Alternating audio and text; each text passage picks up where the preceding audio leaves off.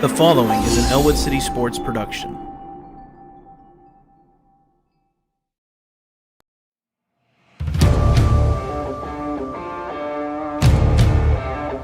Two to the right.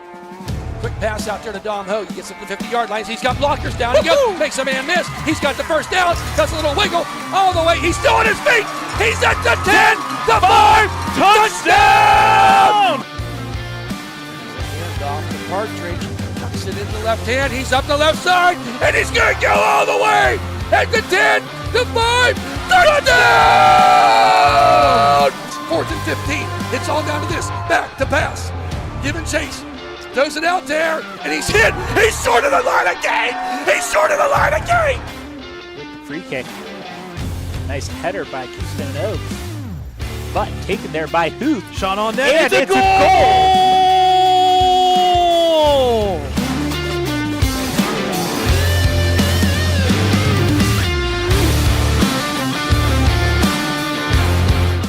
Puts it up, and down it goes. That's the game!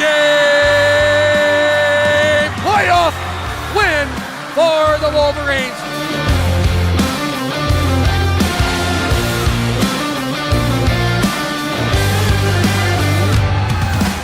Inbound to Caleb Serving. Yes! It's gone! Shoots it! It's over! The boy is over! The Wolverines win!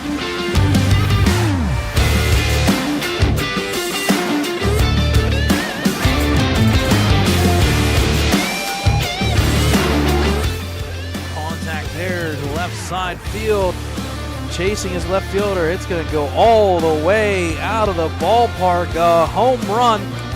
Contact there, deep, sending back the center fielder up to the fence line. A base hit there for Luke Raleigh. She will turn and go to third on the triple.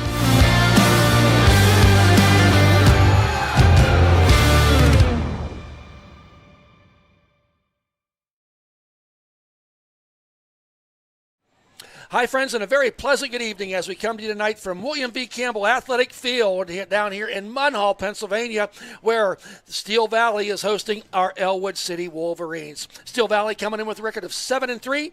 Ellwood City, the 6th seed, coming in with a record of 6-4. Steel Valley getting the bye week last week with their number 3 seed. Ellwood City taking care of business last week against Keystone Oaks in that first round of the playoffs with the win 35-13. Thad Sturgeon alongside producer Brad Windhorst and cameraman Dakota Marshall tonight.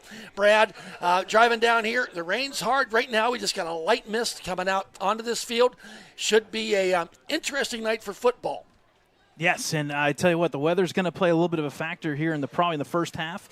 We are being hopeful, though. They're saying that the rain could die down by halftime or so in the second half, but we will say rain is officially falling still here at Steel Valley. Yes, Brad, but taking a look at those the goalposts, those flags, there's really no wind at all, which is a welcome sight for anybody in this stadium here tonight.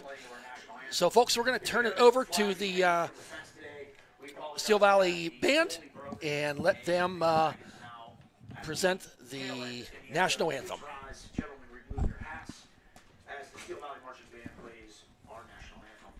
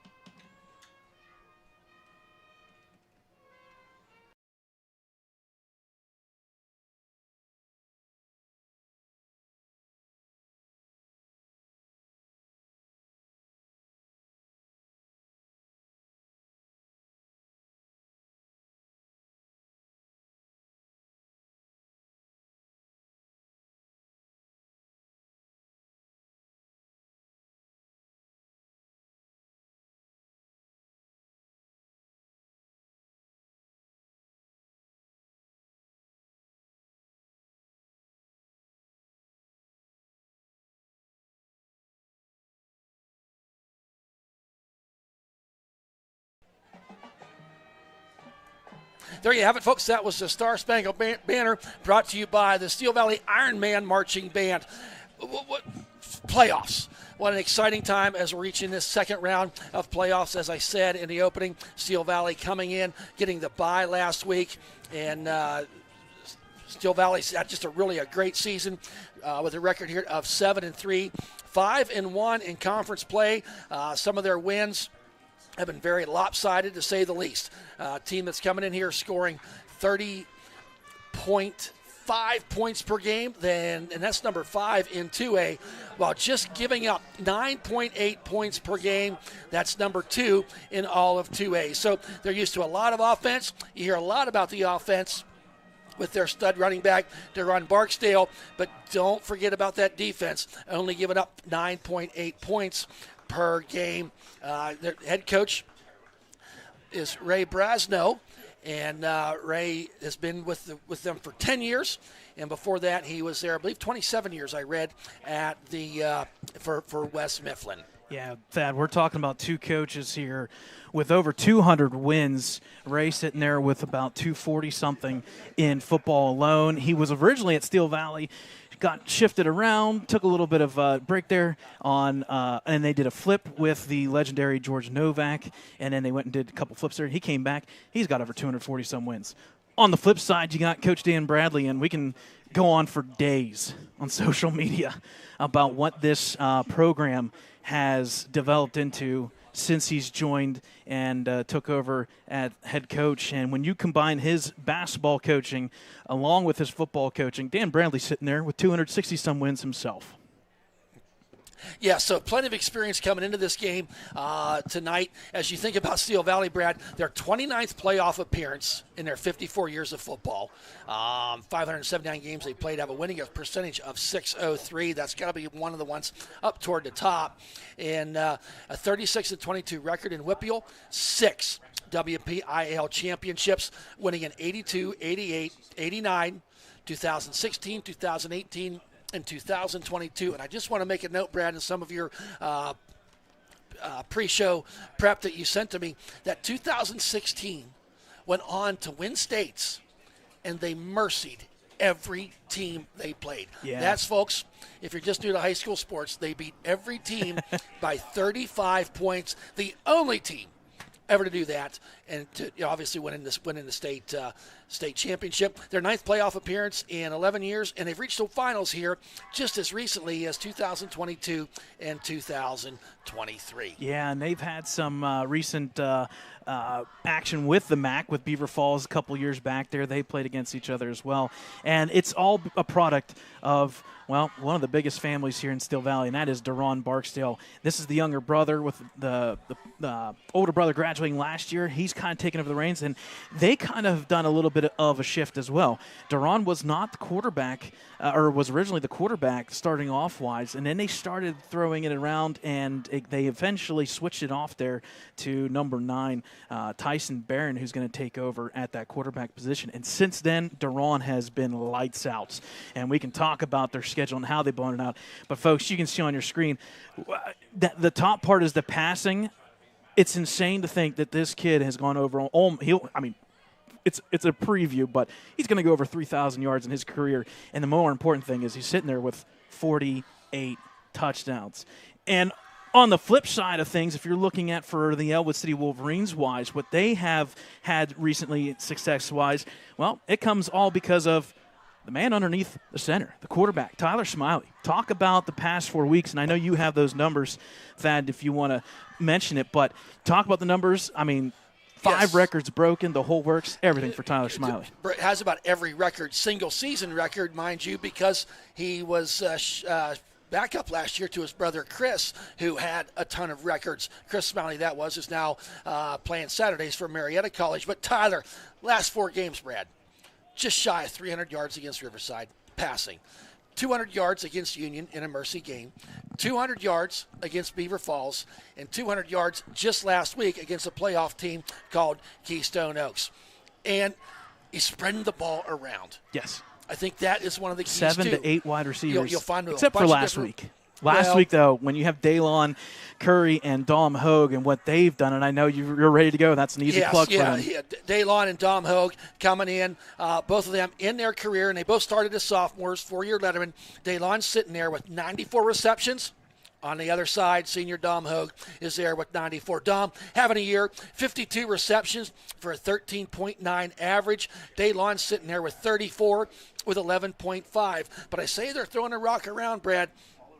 10 catches, 10 passes thrown to freshman Cam Hockenberry. He's averaging 11.4. Anthony Barbario, 14 receptions. Colton Golos gets to come out of that tight end position. Dom DiNucci getting his name in the legend too. But Daylon and Dom, the deep threats for the Wolverines, making their presence known all over. And let's see, for the career, Dom's sitting there with 11 touchdowns, 6 this year. Daylon has 15 in his career. He's got 6 as well. I can guarantee you both them young men are looking for touchdowns number 7 tonight coming from quarterback Tyler Smiley. And coming back to the preview for this game, and now that we got our kind of individual performances, if we take the preview for the team stats, it's both teams very similar in productivity, just 2 different ways of getting there. You can see on your screen, Steel Valley, the offense has been lights out, 305 points. They're averaging 30.5. And for Ellwood, they're averaging 25 points per game. The difference would be the defensive points per game. 17.8 against Ellwood, 9.8. Just 98 points scored against the Steel Valley team. Granted, there was a bye in there, so that number's a little bit shorter yet, but I guarantee if they would have played last week, you're maybe talking 6 points, if that even.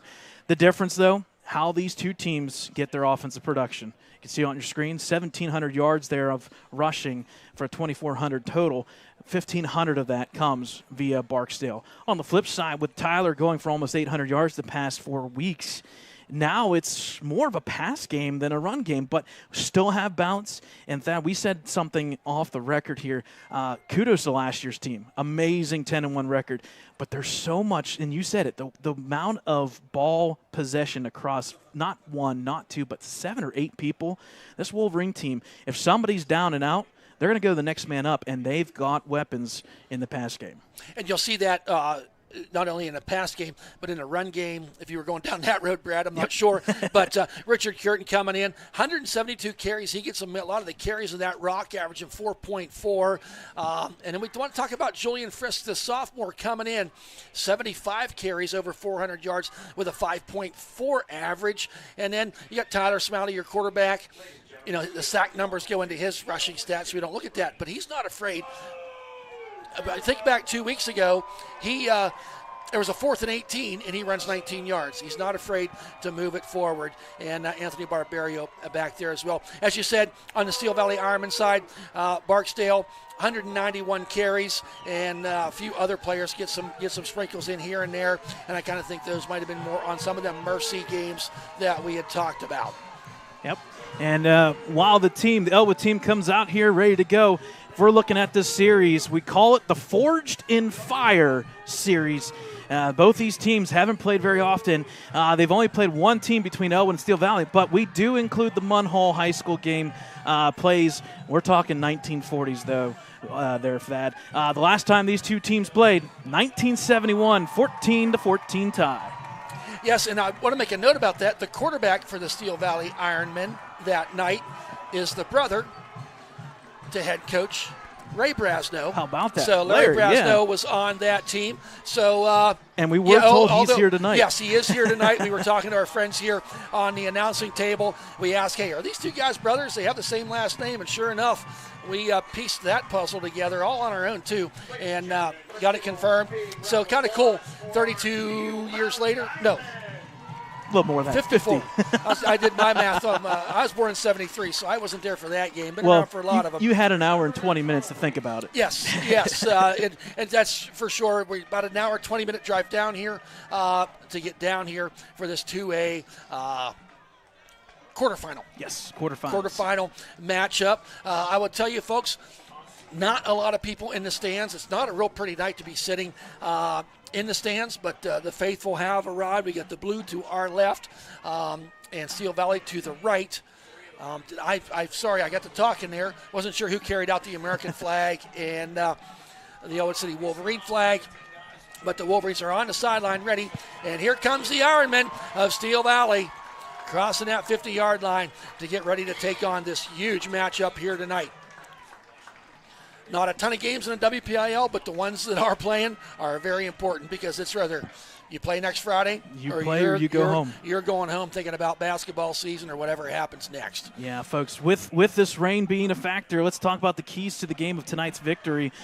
For one of these two teams, they'll move on to the semifinals. Both these teams making the semifinals last year, so somebody's going to feel great and move on for the second time back-to-back years in a row. The other one's going to go home.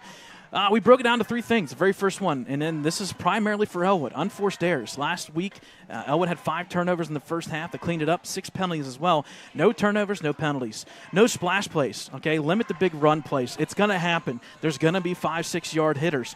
Do not make it 40-50. And then bring the kitchen sink. Leave it out on the field. Do not hold back. Make that playbook wide open. You never know, folks. It's Friday night football here in WPIAL football. Yes, they're coming out for the coin toss here, and we'll have Daylon Curie for Ellwood City, number 9, Colton Gulo, Drake Davis, number 57, and number 1, Dom Hogue. And for the Steel Valley, we have number 54, Rayon Price, number 2, Deron Barksdale. It's number 73 and 74, and that's Dylan Smith and Adarius Brown. 78, not yeah, 74, that's going to say we didn't have a 75. Mm-hmm. So it'll be Holden Labashak. Yep. So officially, Ellwood won the coin toss, and they deferred, so Ellwood will get the ball in the second half. Back deep for the Ironmen will be Deron Barksdale and a Sean Dye. So no surprise, back deep to receive for the Ironmen will be Deron Barksdale. And we will be just moments away from kickoff here. I do believe the rain has kind of stopped looking outside there. Yeah, it's still going. Still going, but it's not as heavy coming down. We can see it right up at the lights. It's blowing a little bit more vertical. Still see some. Yep. I got you now. It looks like a light mist. So field looks great. I tell you, first time I've been down here to Steel Valley. Really nice stadium. All the bleachers are on one side. So if you're looking to across the field to see if someone's here, you're not going to see it. And the Wolverines are on what I consider the home side. Yep. So here is going to be the run up and the kick. Number 19, Aiden Huth will be coming up. The kick, high, short kick. It's going to be taken there at the 42-yard line by one of the up men. Barbs is there, Anthony Barberio is there to drag him down for no gain. So not a very far kick, but even less return. And here comes the Ironmen of Steel Valley on their first possession, starting at the 40-yard line. squib kick or onside kick. Steel Valley takes over at the 40. So here comes Steel Valley.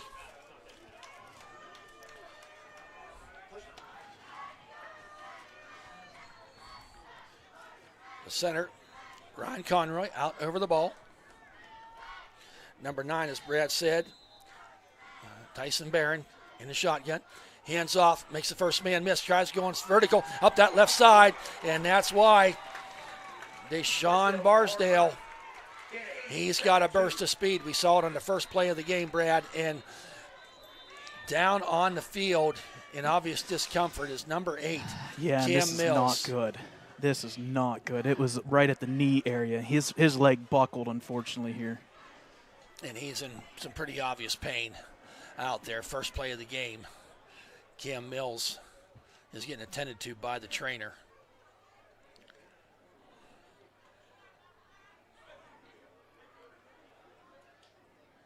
And they're taking a look at him. And, folks, what we always do here, if you're wondering why the camera's to the side, just for precautionary stuff and the respect for the player, we take the camera and slide it off of the player until we know for sure they're up. Now you can put the camera on that. Yeah. He's up.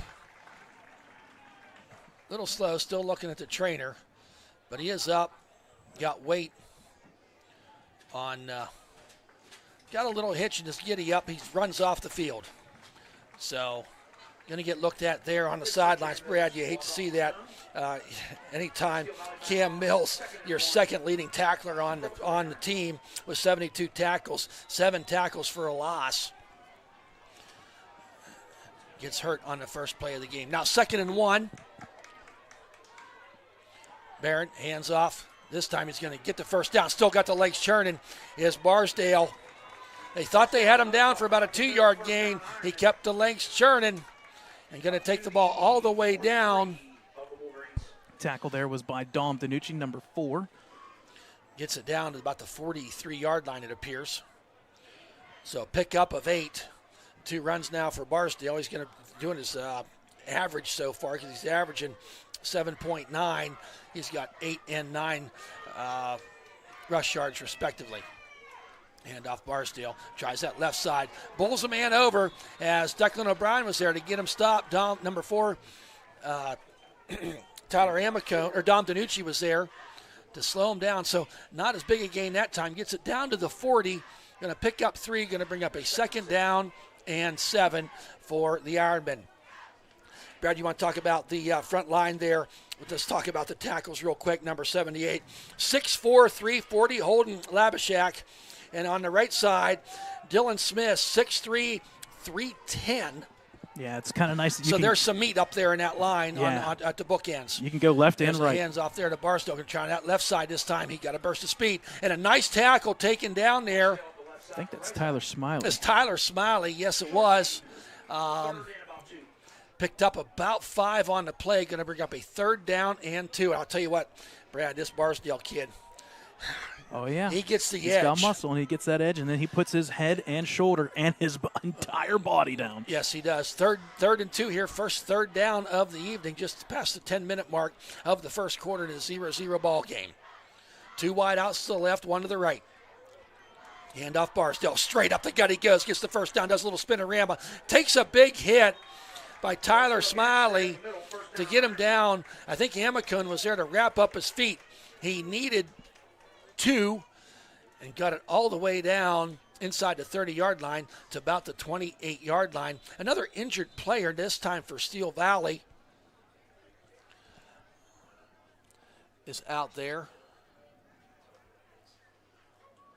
I can't get confirmation on a number. And we expect this to be a hard-hitting game right up through the middle, and so far that's been the product of it. You go straight up north and south, you're going to get a couple injuries in the early going. Yes, you are. So in the first less than 3 minutes of the game, we've had injury for each team. He is up on his feet, coming off the field, a little gingerly. I want to think it's number 23. Ricardo Scott, a linebacker, or tight end on offense. So that's another first down for the Ironmen. Ball resting right now on the 29-yard line. Right now, it's been Barsdale. They took this ball at the 40-yard line, and he's carried it down there to this point. So Barron awaits a snap, and he's going to keep it this time, and Drake Davis was there to meet him, as well as Colton Gullo. And really no gain on the play that time, as Colton Gullo was not fooled, and Drake was in there with that pancake tackle. So now it's going to bring up a 2nd down. And we had a penalty on the play. Yeah, we did have a penalty. And I thought there was some, is it a procedure? Yes, it was procedure. I wondered if there wasn't a little bit of a quick movement there. So going to knock him back 5 yards. So bring a 1st down and 15. It's going to be 1st and 15 from the 34. So ball now on the 34-yard line. Right now, to this point, Brad, we've seen Barsdale go up the middle, left side, and right side with effectiveness all 3 ways. Now, Barron hands off Barsdale, almost got tucked in the backfield, goes down that line and rolls it out there. And the Wolverines was able to not really give him a lane to go up, and Tyler Smiley, number 18, was in there to put the lick on them to really keep that to about a 1 yard gain. I think that's going to be the key for the Wolverines. 4-yard game. Got back to the 30. Oh, I'm sorry. Yeah, I'm with sorry. that procedure. Yep, the procedure. I was looking at the sticks. So at least, I mean, you force him back 5, he gets 4 back, so that's kind of a first win for the Ellwood. Makes it 2nd down and 11 now. So ball on the 29-yard line. 2 wide out, short side, left one, and right ball on the left hash mark. There's Barstow. Makes a man miss. He gets ridden down by a whole group. P.J. Du Bois was in there. He fell awkwardly. I hope he gets up, and he does. Bottom of the pile was Barbario. So once again, positive yards on that 2nd down. Going to pick up about 4 once again for Barsdale. And going to bring up a 3rd and 7. As we said in the pregame show, Brad, this team does not pass a whole lot. But they always send out 3 wide receivers. Yes, they do. That's where I was going. There's a handoff. Barstow zigs and zags, moves his way through, going to get the first down and more, all the way down to the 10-yard line. A nice run by Barsdale. He just kind of does a little dance move in full stride, mind you, and takes it all the way down, just shy of the 10-yard line. So a pickup of about 15 for Barsdale. Looks like they're going to mark it 1st down and 10 from the 11. Yep. Originally I thought, either way, 1st and 10, they can't get a 1st down because the ball's on the 11-yard line. Barsdale dances around that line, gets hit hard high, and he went down, but he got down to the 5-yard line. It looked like Colton Gula was getting up from the bottom of the pile. And those linebackers are getting a workout. Tyler Smiley, Declan O'Brien, Gullo, as well as Barbario. And yep, and it's good to see Cam Mills back into the game. Yes, and unfortunately for Ellwood, though, that means that first line of defense is getting beat up here initially. Yes, they are. So we talked about the weight up there. 2nd and 3. Barsdale up the middle he goes, and that's going to be a Steel Valley Ironman touchdown at the 6:23 mark. And Barsdale marched that ball in the Ironman 55 yards to the end zone as Barsdale caps it off with, what was that, about a 4-yard run. All Barsdale on that. Yep, just one play by Tyson Barron on the keeper. As far as, but it was an illegal procedure, so it got taken away. Yep. On the PAT attempt, that's number 88, Andrew Teeney, here to make it 7. Here's a snap and a hold, and it is good. That makes the score 7-0 at the 6:23 mark. From William B. Campbell Athletic Field, it's the Ironman 7, Ellwood 0.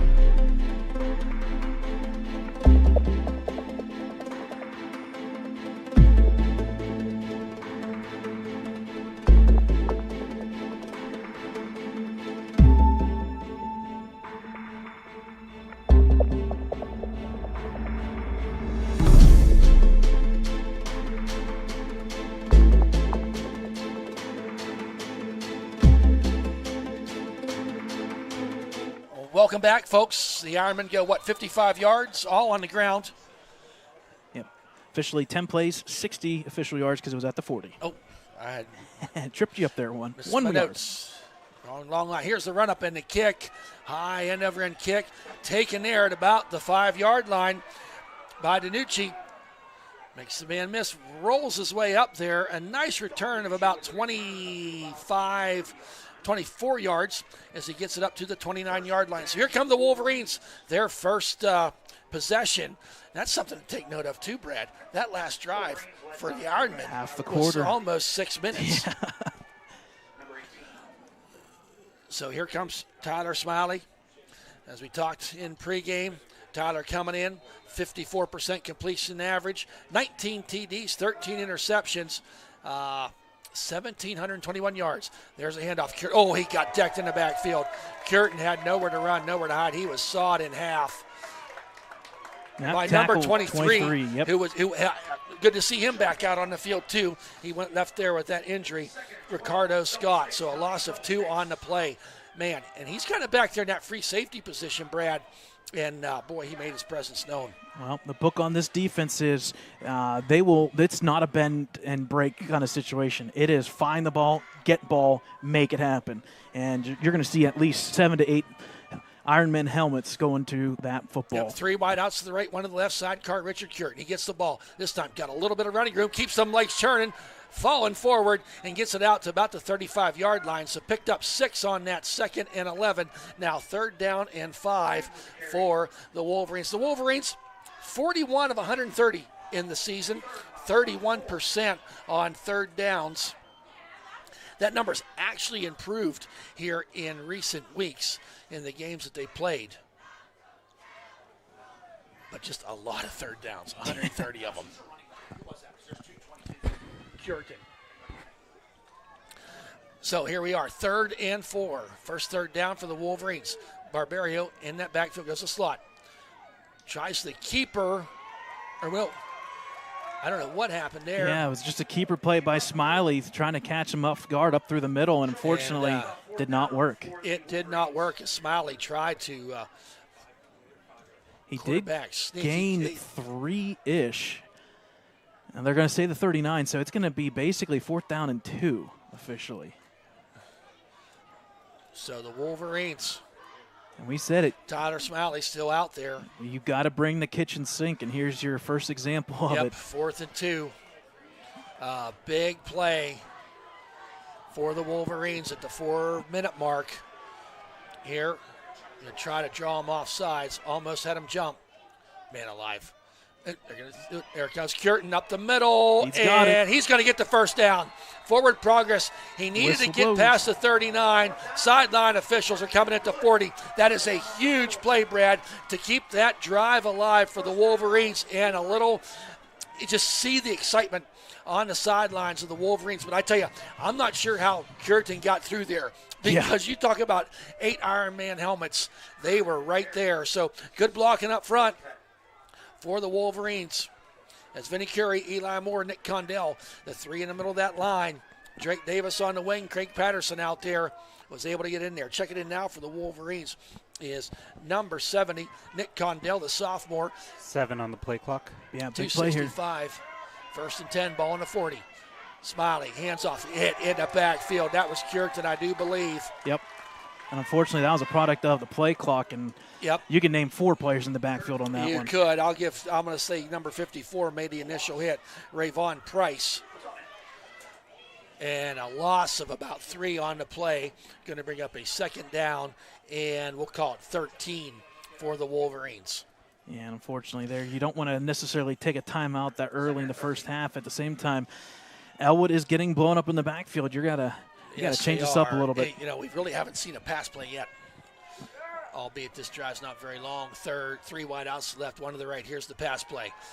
Goes out there, throws it underneath. Oh, and it quickly hit was Dom DiNucci.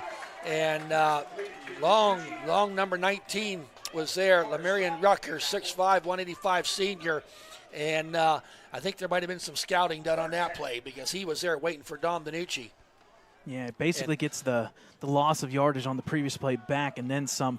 It will be, though, a long 3rd down and 9, and I'm going to assume if we've already seen 1 4th down play, Thad, this is 2-down territory for the rest of the night. I think we'll see how much. Yeah, we'll see how far we get here in this 3rd down. You'd love to just get it.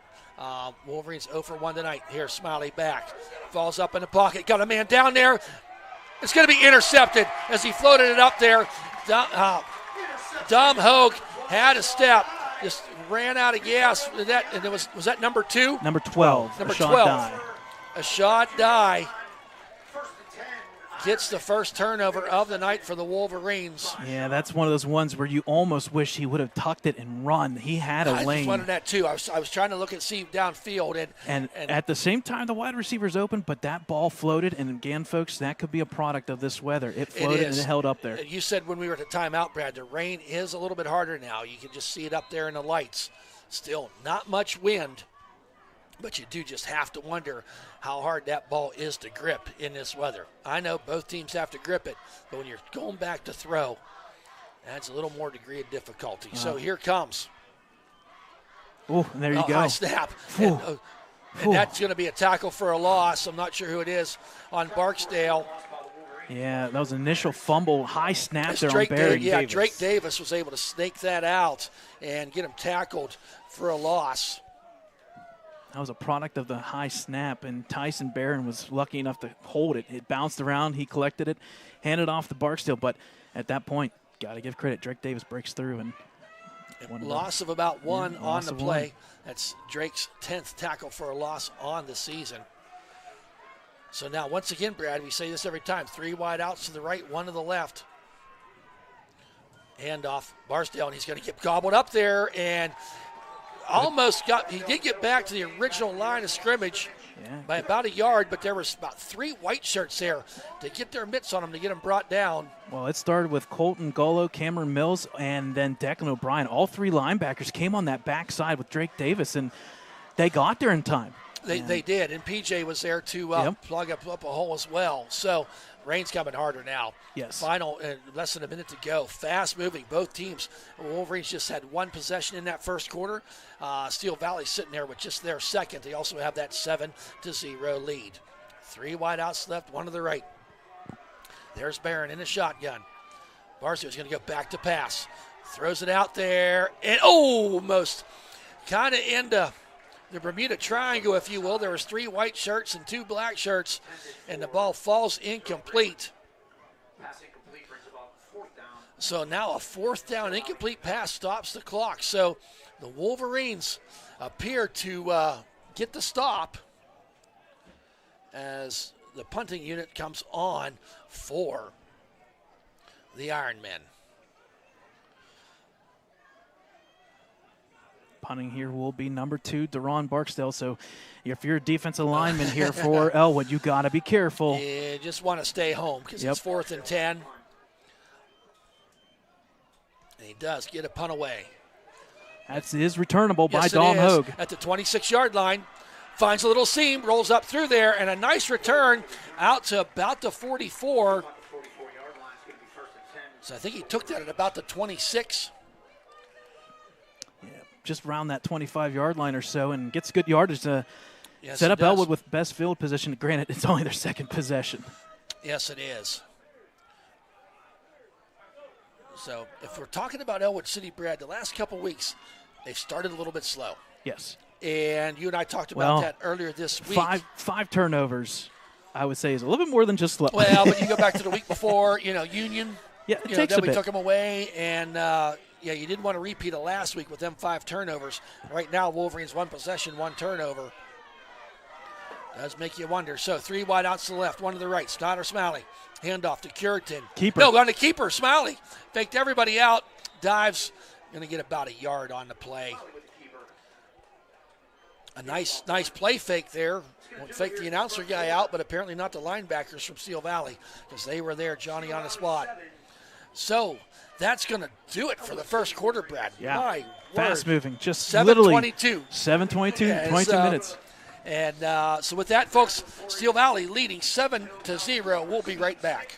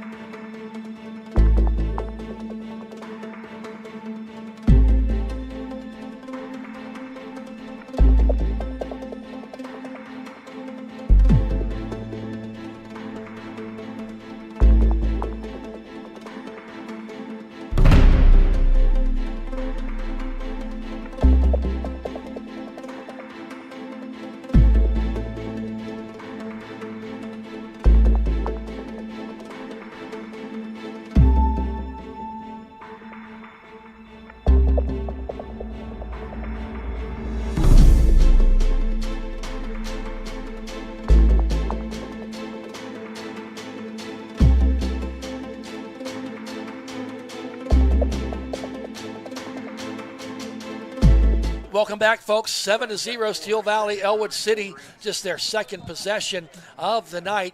They're lining up a 2nd and 9 ball on the 44-yard line. Smiley back to pass. Got a little bit of time and throws it, and that ball just went low. And lucky for Ellwood City, it was, because number 10, Callie Goodwine, was there to probably make a pretty easy pick if the ball's elevated. Yeah, the two wide receivers there, Daylon and Dawn, were crisscrossing, and they are way too close to each other. Something was not right over the middle, and Tyler, I'm assuming, probably just threw it short and kind of wanted to just drop it in a sense on the screen, but at the same time, you got to be very careful because that could have been picked off. So Smiley back into the huddle at 10 seconds on the play clock. Then you got Dom Hogue far out to the right, 2 wide outs to the left. Back to pass. Little dump pass there. Got Barbario. He's got some running lane up that right side. Lowers his head. He's going to get the first down for the Wolverines into Steel Valley territory. That's the play that he did a little bit earlier and was not able to get any yards after the catch. That time Barbs went off running hard. And 1st and 10 for the Wolverines in Steel Valley territory. Yeah, a little bit of momentum here, and they double up their first quarter yardage. Just like that, they go from 13 to 27. So now, Smiley's this time is going to be under center. Sends Colton Golo to the left side at tight end position. Handoff. Curtin makes it out that right side. Can he get the edge? And he's going to be nicely tackled there by Barksdale. Number 2 it is. And quite honestly, any other player in that team, Curtin probably could have beat around that edge, but Barksdale, the speedy senior from Steel Valley, was able to track him down. But give credit to Curtin. It's a 5-yard pickup. Yeah, you split it in half. And we said during the timeout, Brad, we got to get away from these 2nd down and 8s, these 2nd down and 10s. So this time you're sitting there with a 2nd down and 5. Smiley again under center. Curtin in the backfield. Face security, goes back to, gets gobbled up, and he's thrown down all the way back at the 45-yard line. Big number 51 was in there. Amir Randall. Yeah, and unfortunately, somebody missed an assignment real bad. It's going to be a loss of 8, and unfortunately that 2nd and 5 goes to 3rd and 13, Brad. And but he came in there untouched. I'm sorry, Brad. No, you're good. No, you're good. So now a 3rd and 13. Ball still in Steel Valley territory. 3 wide outs to the right, 1 to the left. Smiley back to pass. Quick pass, a little bit high there to Daylon Carey. Daylon going to try that left side. He gets it up to about the 41-yard line. So just about back to the original line of scrimmage. I got to get about 4 yards on that play, so it's going to bring up a 4th down and 9. Yeah, unfortunately, he goes over 57-some feet from right side to left side. You kind of hope that you could just turn upfield and get an extra 3 or 4, but there really wasn't a lane for him to do that. No, there was not. Steel Valley kind of had that hemmed off, and he just ran out of real estate. Yep. So another 4th down. Wolverines 1 for 1 on 4th downs tonight.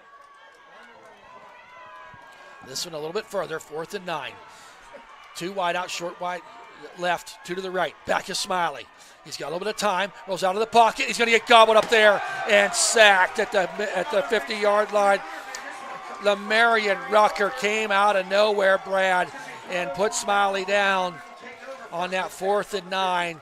The sack, they lost about 11 yards, and the ball's going to be placed right at midfield.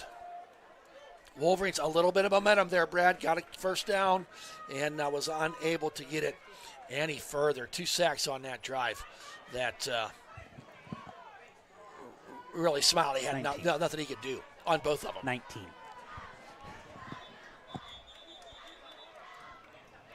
So the whistles blow.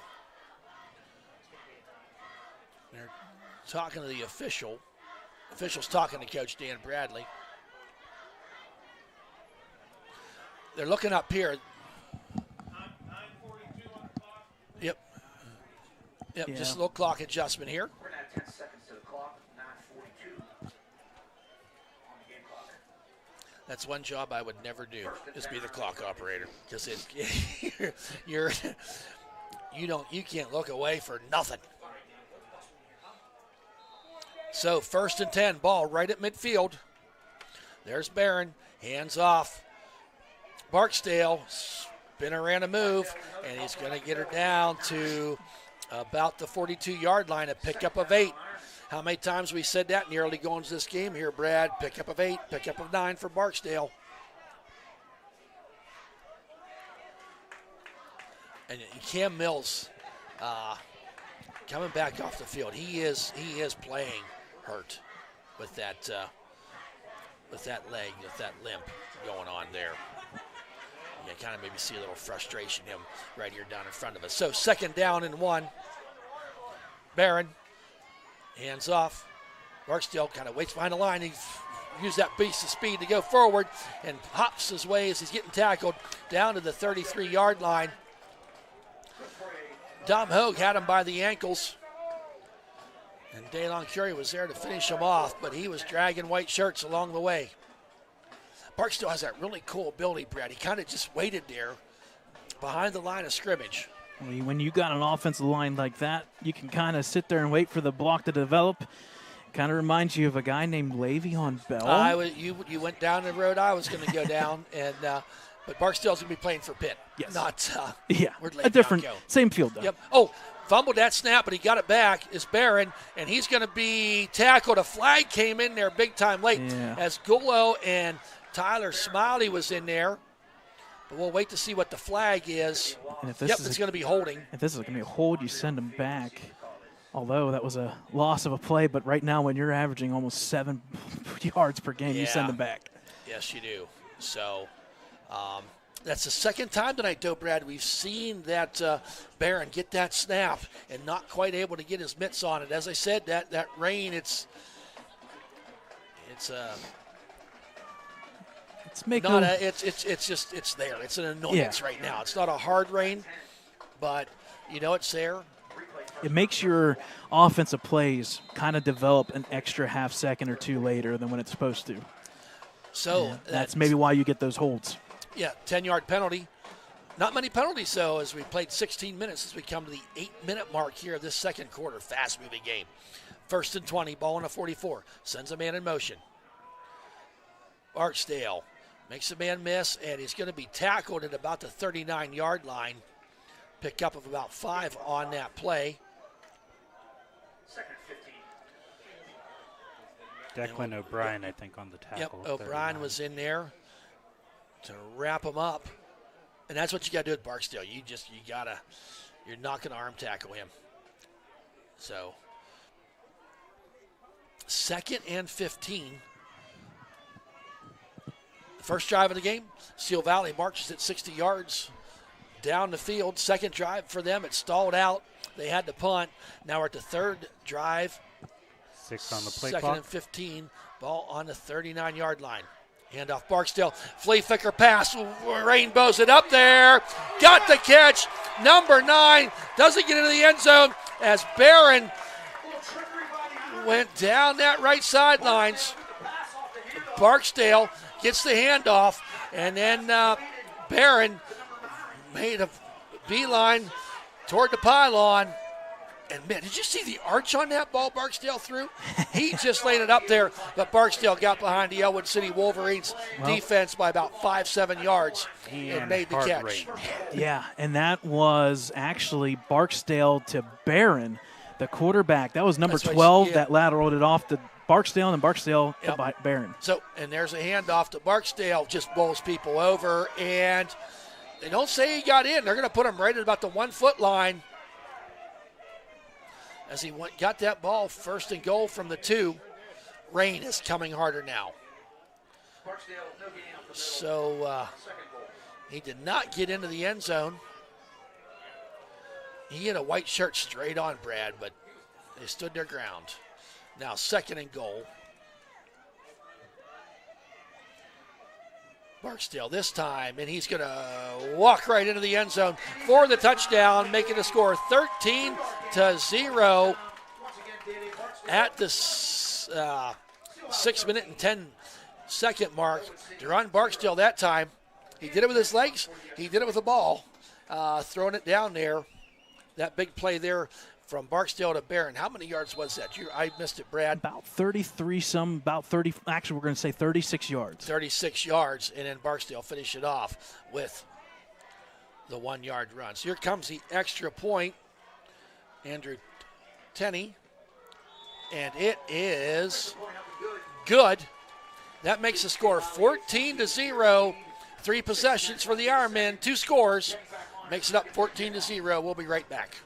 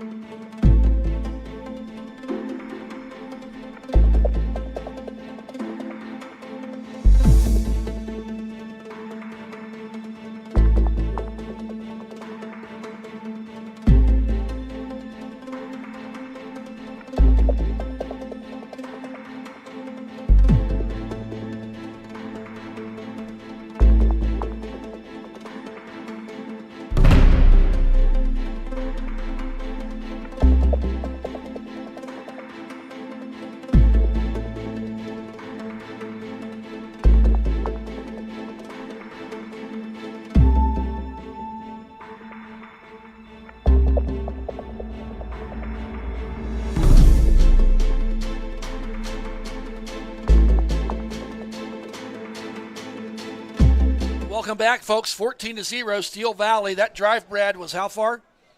You can always put me on the spot. Sorry. 6 plays, 50 yards. No, it's coming. Here's the run up and the kick. Driving kick and goes out of bounds. So the Wolverines will set up shop on offense. After 11, 12 games, I thought we got it figured out. But I was not expecting you to do it because it was a quick kick. If I was better, I would have it written down and figured out beforehand. But so, folks, 14-0, Steel Valley Ironmen. It's been the Barksdale show. As he's ran the ball a whole bunch of yards. And hard to believe how fast this game is going, Brad. Only a couple penalties. Not passing much. Incomplete passes. Don't stop the clock. It's been really moving, and you said it, Brad, when we were on break there. The rain is really starting to come down now. Whole lot of umbrellas out there now. Wolverines now wanting to get something going offensively. Smiley back to pass, and was a little bit too short there for Daylon Curie. But right now, Brad, Tyler Smiley is just not getting any time at all. Nope. To get his feet set to throw the ball, and making it a real challenge for him. Yeah, that first drive or two, the initial offensive line was doing pretty good, making some good pocket possession there. And there was a couple plays that Tyler could have had, but unfortunately it is starting to fall apart here on that offensive line. Yes, it is. So 2 wideouts left, 1 to the right. Handoff. Frisk fumbled the ball, and it's going to be 19 with the strip. Rucker, and that was Curitan on the carry. And a second turnover for the Wolverines. And this time they did it in their own territory. So Steel Valley now up 14-0. Yeah, and that was after a good run up the middle, Yes, 6-7 yards, and unfortunately fumbled it away. And now another short field here for Steel Valley. Yes. Oh, did I unplug your board? The scoreboard just blinked in there. Thought maybe I did something. So, new press box. You never know what you're going to get. 1st and 10. There's a handoff. Barksdale falls his way forward. Tyler Smiley in there. And as Cam Mills gets up from the bottom of the pile. No, Colton Golo. Colton wearing that number 9 is kind of scrumped up. Looks like number 8. So, pickup of about 3 that time for Barksdale. Going to bring up a 2nd down and 7. Ball is right there on the 39-yard line. Now Barron in that shotgun. Deploys Barksdale to his left. kind of a 3 wide receiver bunch. Barron this time going to try that left side. Gets a lead block down there. Declan O'Brien gives chase, and a nice run by Barron on the keeper. Needed 7 yards to get the first down. He probably got close to 10 as he gets it down to the 29-yard line. Declan O'Brien gave chase, was able to chase him down to limit that gain to only 10. But that time, Steel Valley, Brad, I don't know if you saw that, loaded everything up on the right side. And the guy with the ball went left. Them big tackles I referred to, Brad, 340, 310. Now 1st and 10, ball on the 29-yard line. There's handoff. Barksdale tries the right side this time. Finds a little bit of a seam. Gets drugged down. Not till he gets down to the 18-yard line. I think O'Brien was in there once again to kind of get the shirt. Oh, there's a flag on the field that's going to be holding. That play is going to come back because little habeas grabus there by the Iron Man. So that'll knock him back 10 yards on that 1st and 10. Iron Men. What did I say? Iron Man. It's the right colors for it, though. Okay, I've been that's been in my head all night. Showing my age here a little bit. 1st and it was the hold was downfield, so it's going to be about a 1st and 15 at about the 35-yard line. There's Barksdale. Oh, nice tackle. Who was that? That was Declan O'Brien in there to take his feet out from underneath him, and really no gain on the play. Going to bring up a 2nd down and 15. The Wolverines have made a few of them defensive plays like that. They just need to keep getting 3 or 4 of them in a row.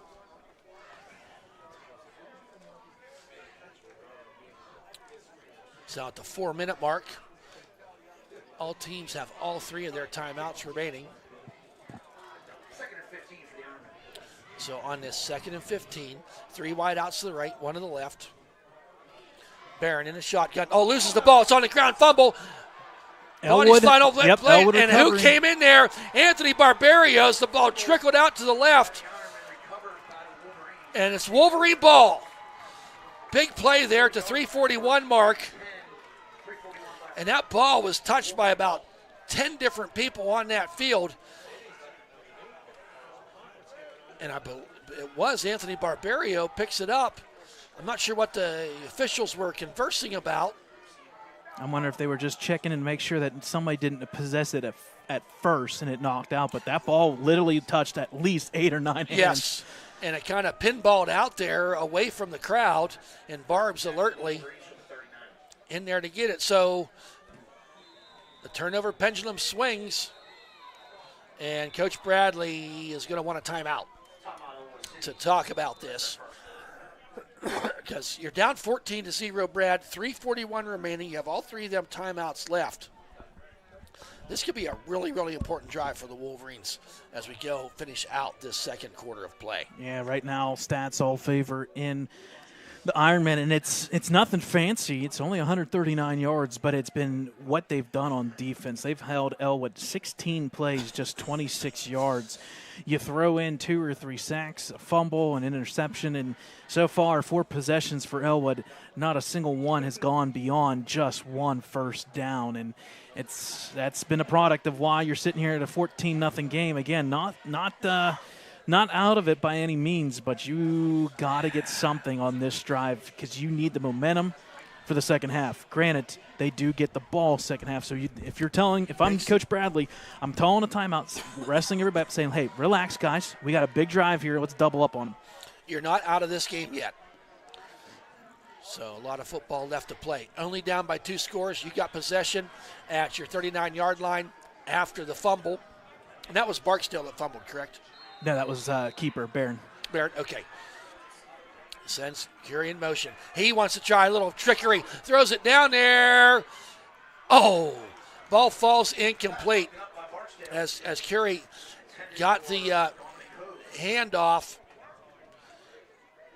And he tried finding Dom Hogue down in double coverage. Dom kind of had to play defensive back there offensively to keep that ball from being intercepted. He almost made a pretty spectacular one-handed catch. All for naught as the ball falls incomplete. Now it's going to be 2nd down and 10. Yeah, honestly, I'm just glad he had time to get rid of it. Oh, no. It was so close. I didn't maybe call that as good as I should have because he was under duress. DeLon was. Notice where Steel Valley's lining up on the ball. Back to passes. Tyler gobbled up. Flag comes in late, but Smiley just got lit up by number 1, Tyrell Coates. Not sure who the other one was in there.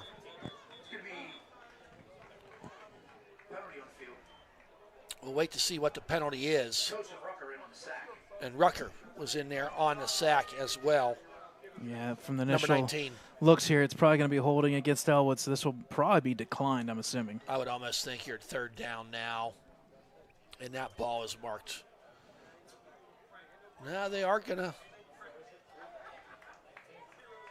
Declined. Yeah, so that's it was what a I hold. thought. Okay. Declined by the Ironman, so that'll be now 3rd down and basically 19 yards. And that was a sack of 9 yards. Whew, that's the 3rd one of 8 or 9 yards in this first half. Yeah, that's the sacks have not just been one, so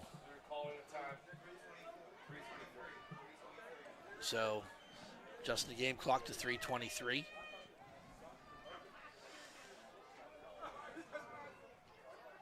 Thumbs up from the officials. It's game on. So big 3rd and 19 here for the Wolverines. They've not. I think their longest play of the night's been about 6 yards. So Smiley in the shotgun. 3 wideouts left, 1 to the right. Handoff, Julian Frisk, and he falls his way forward up past the 33-yard line. Picks up about 3, maybe 4 yards for Frisk. Punting unit now on for the Wolverines. So, boy, Well, it's not good when you have 3 get behind the plays. sticks. You get behind the sticks, Brad. It's just tough with this defense. Yeah, 3 plays, minus 6 yards. You know what you get the momentum with the turnover, but unfortunately, you're not able anything to do with it. So now Daylon Curry back there to punt. A little bit of a high punt. He's going to have to drop the ball, picks it up, runs. Going to try to get the edge. He does kick it. Yeah, smartly by Daylon to touch it, though. He gave his team another 8 yards or so. Whew. Yeah, it's kind of interesting that you recover your own punt, but it's a good thing he did because somebody could have picked that up and gone with it. Yeah. I think that's why he alertly just went down there to jump on it. But that high snap, and there were 3 black shirts. I'm not even sure who all was coming. I'm pretty sure Rucker was one of them in there. He's been kind of coming in every other play.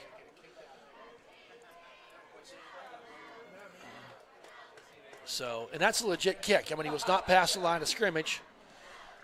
And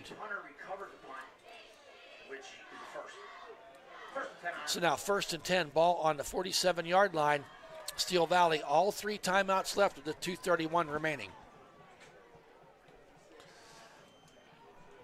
There's a handoff. Barksdale up the middle he goes. He's going to get about 9 yards, close to 10. Tyler Smiley there to get him stopped. And it's going to be 1st down to give him 10 yards. And, Brad, I don't know if you noticed, Tyler Smiley just not jumping up from the pile real quick. I think maybe he got a little bit of a lower body ache going on there. Well, don't blame him when you get sacked 4 times in the backfield. Well, Especially how it's been wide open sacks. And your free safety / Wolverines making a lot of tackles. That means they're coming at you hard. 1st and 10, ball on the 37. Barksdale dances around, does a spin move. Colton Golo takes him down for a nice tackle, but we'll let Barksdale get about 4 yards. Going to bring up a 2nd down and 6. Deron Barksdale already over 100 yards here. 22 carries, 114. Ellwood taking that 7.9 average down to 5, but again, walking into halftime, 2 touchdowns, possibly making it 3 here on this drive. And now Barron out, wants to throw it down there, got his man down there, And, ball falls incomplete. And no flag.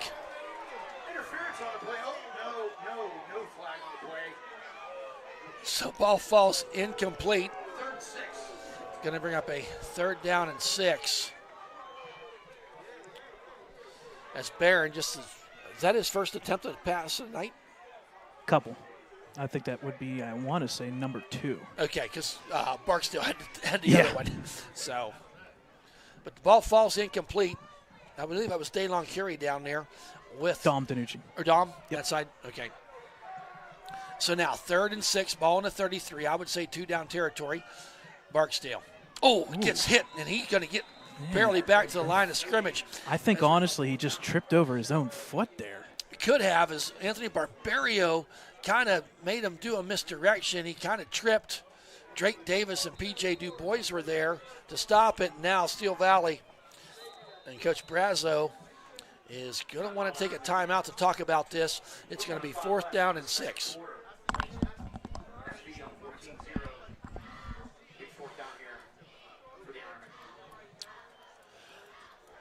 So on this forthcoming play will be 4th down and 6, ball in the 33. Hey, folks, stick around halftime. We're going to let you enjoy the Ellwood City Blue Band, the Steel Valley Ironman Band, and then Brad's going to try to find some out-of-town scores as well as halftime stats for the Ellwood City faithful back home. Big game going on there, Aliquippa and Newcastle.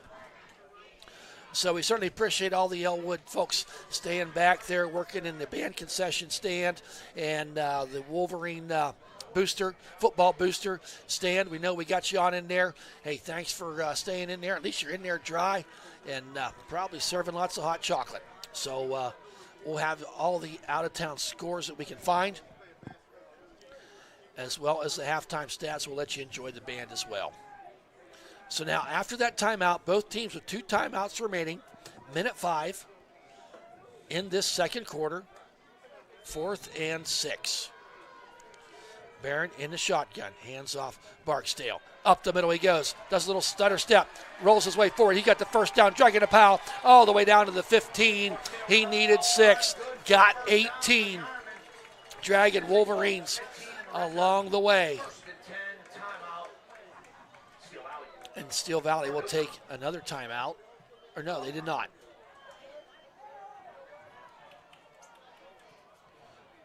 So 1st and 10. Ball on the 15-yard line.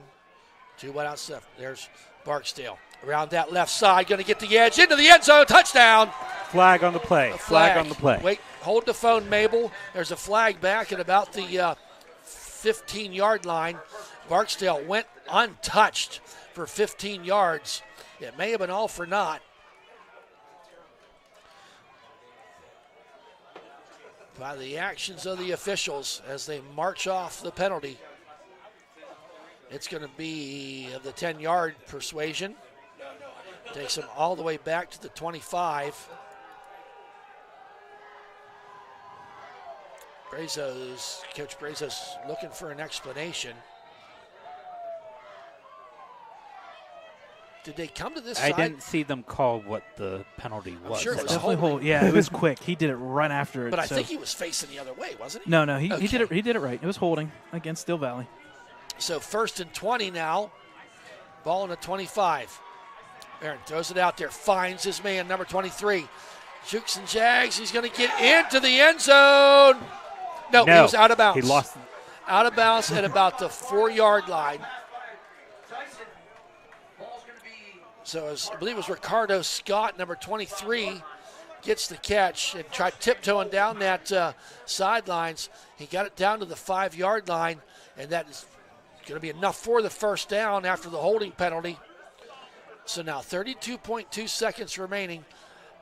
2 timeouts for Steel Valley. The out-of-bounds play stops the clock. 1st and goal from the 5. Barksdale up the right side, and he's going to get stopped at about the 1.5-yard line. Flag. The flag came in late. We'll wait to see what that is. Because Barksdale got it down to about the, must be about the 1.5-yard line.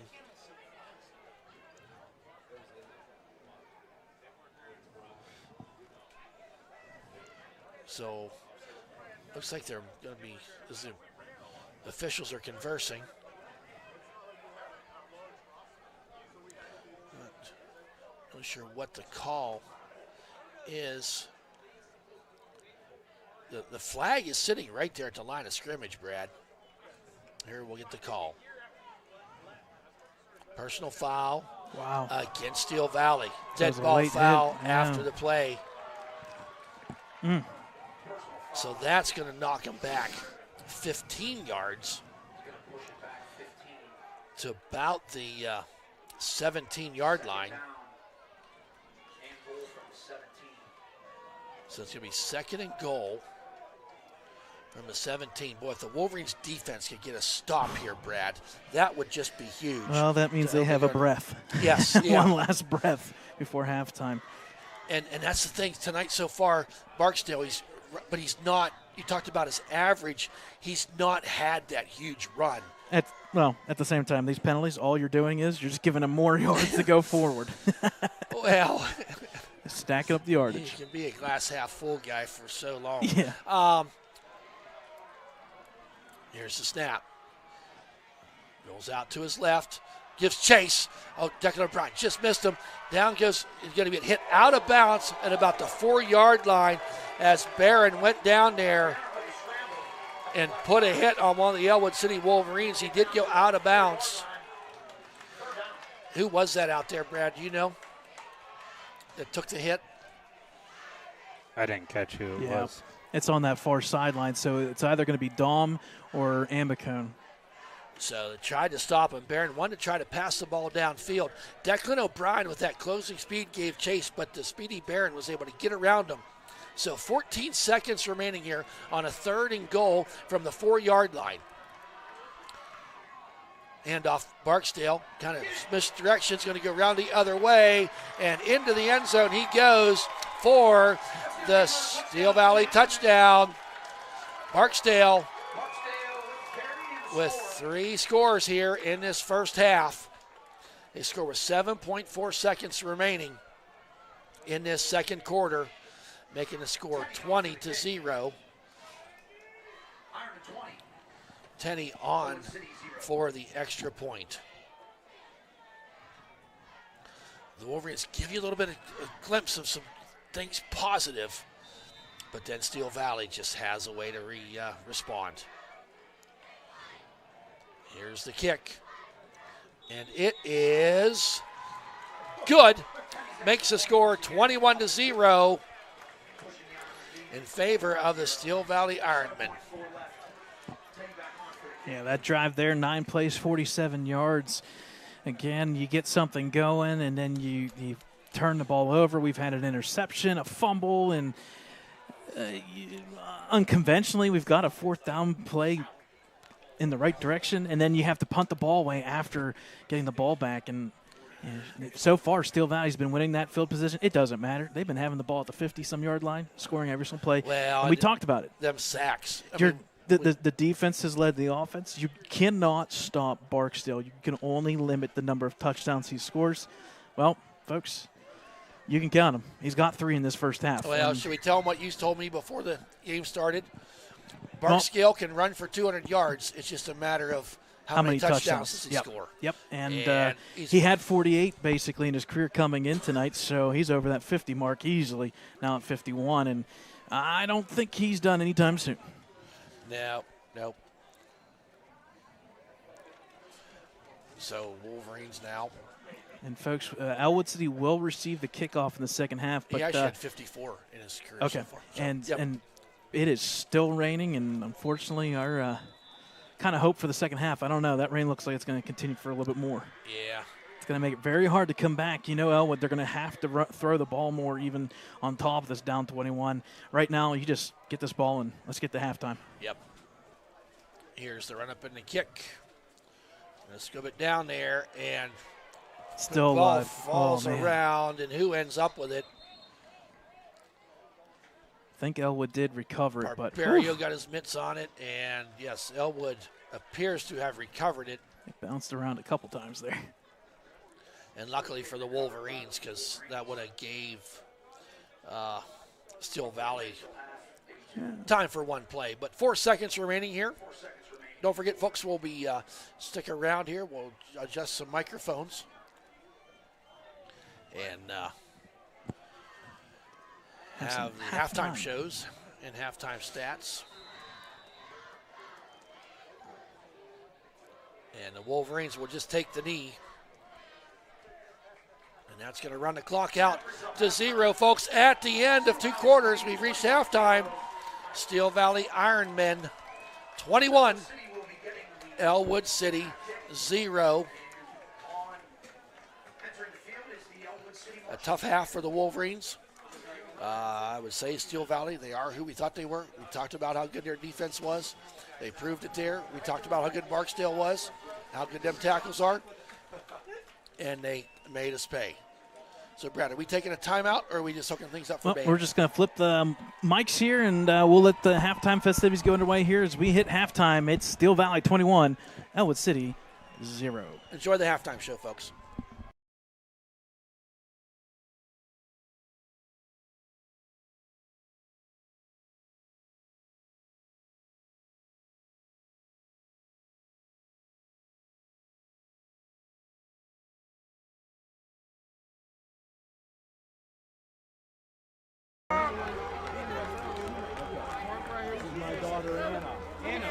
This is Mr. Miller. Nice to meet you. This is Sabo, the guy with the crazy Good evening, ladies and gentlemen, and welcome to the LHS Blue Band's Pray and Funk Show. Tonight we begin with a classic from a 1986 Broadway classic. Here is our rendition of Andrew Lloyd Webber's Phantom of the Opera. These are some of the greats from back in the day in the 90s from Steel. Came back to show him some love. Absolutely. A little surprise. Listen down the door. I had to get that. Priorities. Her sister's a drum major in the band. Big twin. What time is it?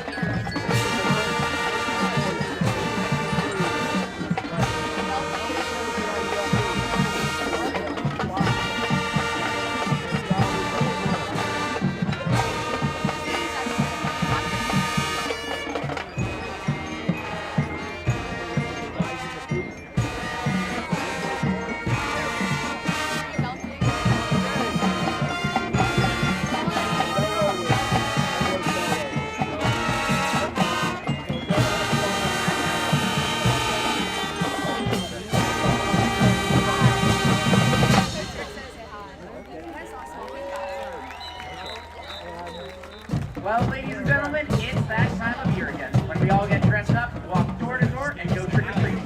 Originally released in 1965 and recorded by the Street Plus, then the Triple, next was the Count Bishop, and then again in 1980 Wow Wow. We will now feature our dance line with I Want Candy.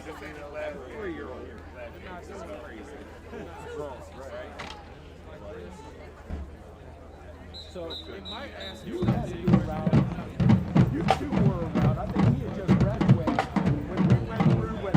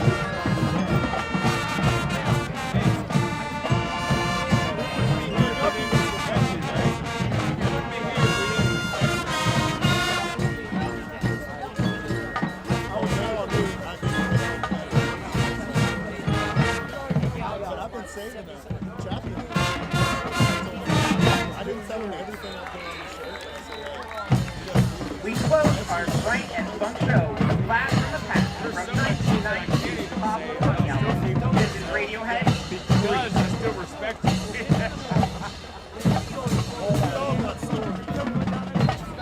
The problem was this Ice Town Chop. I couldn't get it.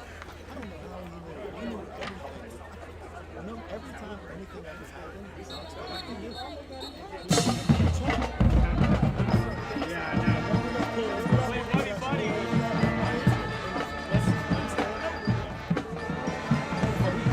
I was jerking up going around all night. Cops started chasing us up there.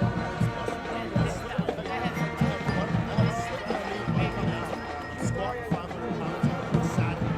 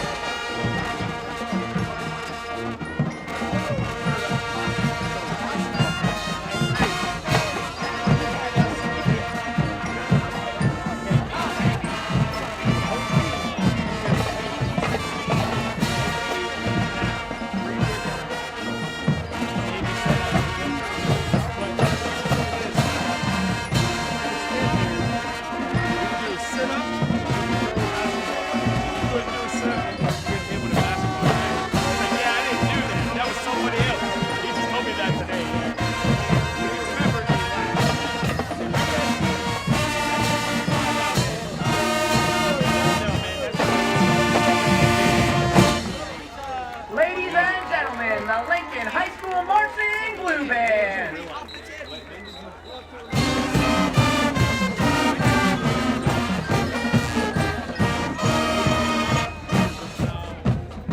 The Blue Band is under the direction of Megan Comfort and Lila Fox. Directors Mr. Lee Caldwell and Justin Miller. Choreography by Tyler Bacon Westall. Percussion by me, Evan Bridges. Logistics coordinator is the amazing Janelle Murphy. And Bill Gilson is the voice of the Blue Band. Thank you for your support and for supporting music education.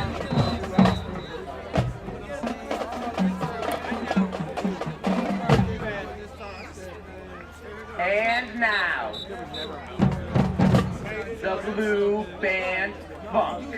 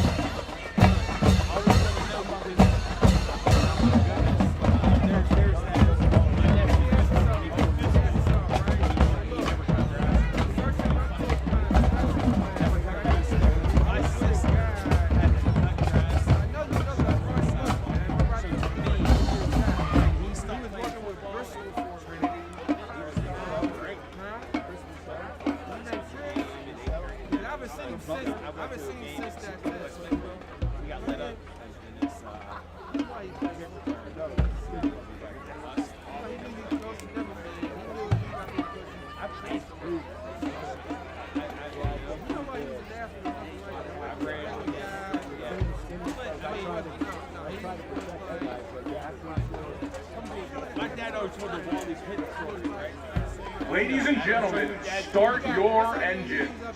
Tonight, the Steel Valley Marching Band, under the direction of band directors Amelia Lau and Chris Patrica, and color guard instructor Betsy Novotny, are taking you on the ride of a lifetime. The band is led onto the field by drum majors Alex Weir and Josie Strom. Student leaders include color guard captains Sonny Clark and Theo Coyne, drumline and pit captain Elena Fedoris, and woodwind captains Loki Brown and Lucas Barefoot. Get ready to run away in your getaway car and hit the gas, because our fast car is already racing down the highway. And don't blink, because this is one getaway you won't want to miss. Drum majors, is your band ready?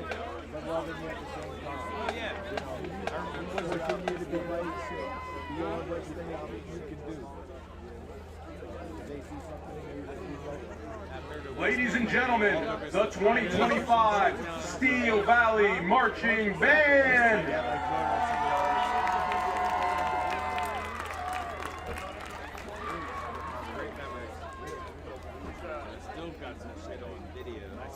But I don't have what's separate is that West Allegheny. When I found it 20 years later, when I found it, you would have thought I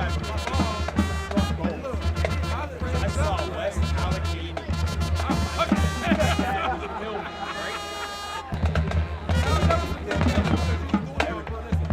Some woman knocked this umbrella over.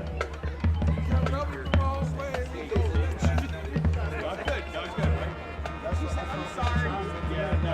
And all of a sudden, you see Bernie kick somebody in the face. It was mayhem. But I know it might not be a great thing, but I mean, my goodness, that was guys that I grew up with, and I was a senior.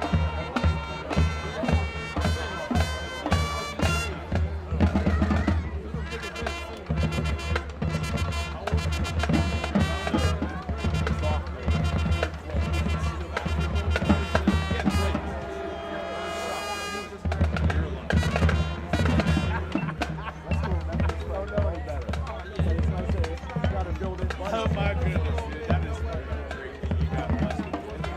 In a sarcastic slash. I'm not saying everything's wrong, but I'm saying that's great. It's a great day for our lives. The amount of issues that we've had with that. That's awesome. The one that has some health issues that is doing well. He's great. He's the one that was right here. Yeah. He's healthy. He can do more push-ups than you can. 13, 14. I don't know about you. He can do more than I can. Little things like doing push-ups. Little things like doing push-ups. Hey, you do your push-ups? You already know that. Nah, man. I can't do it. Yeah.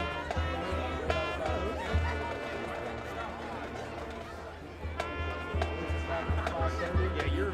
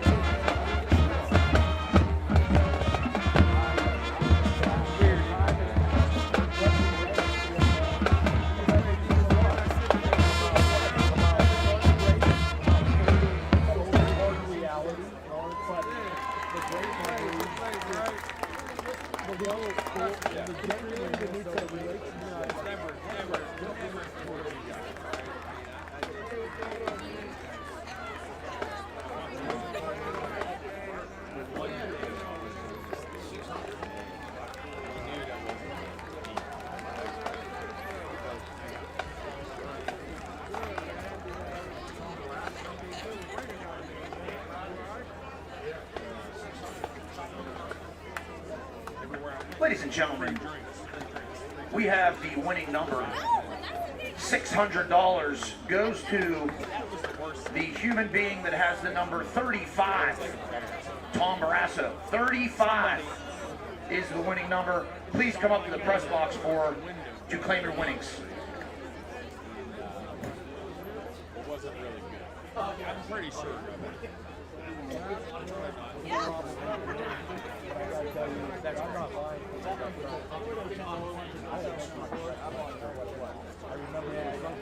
You might have bought that. That's because.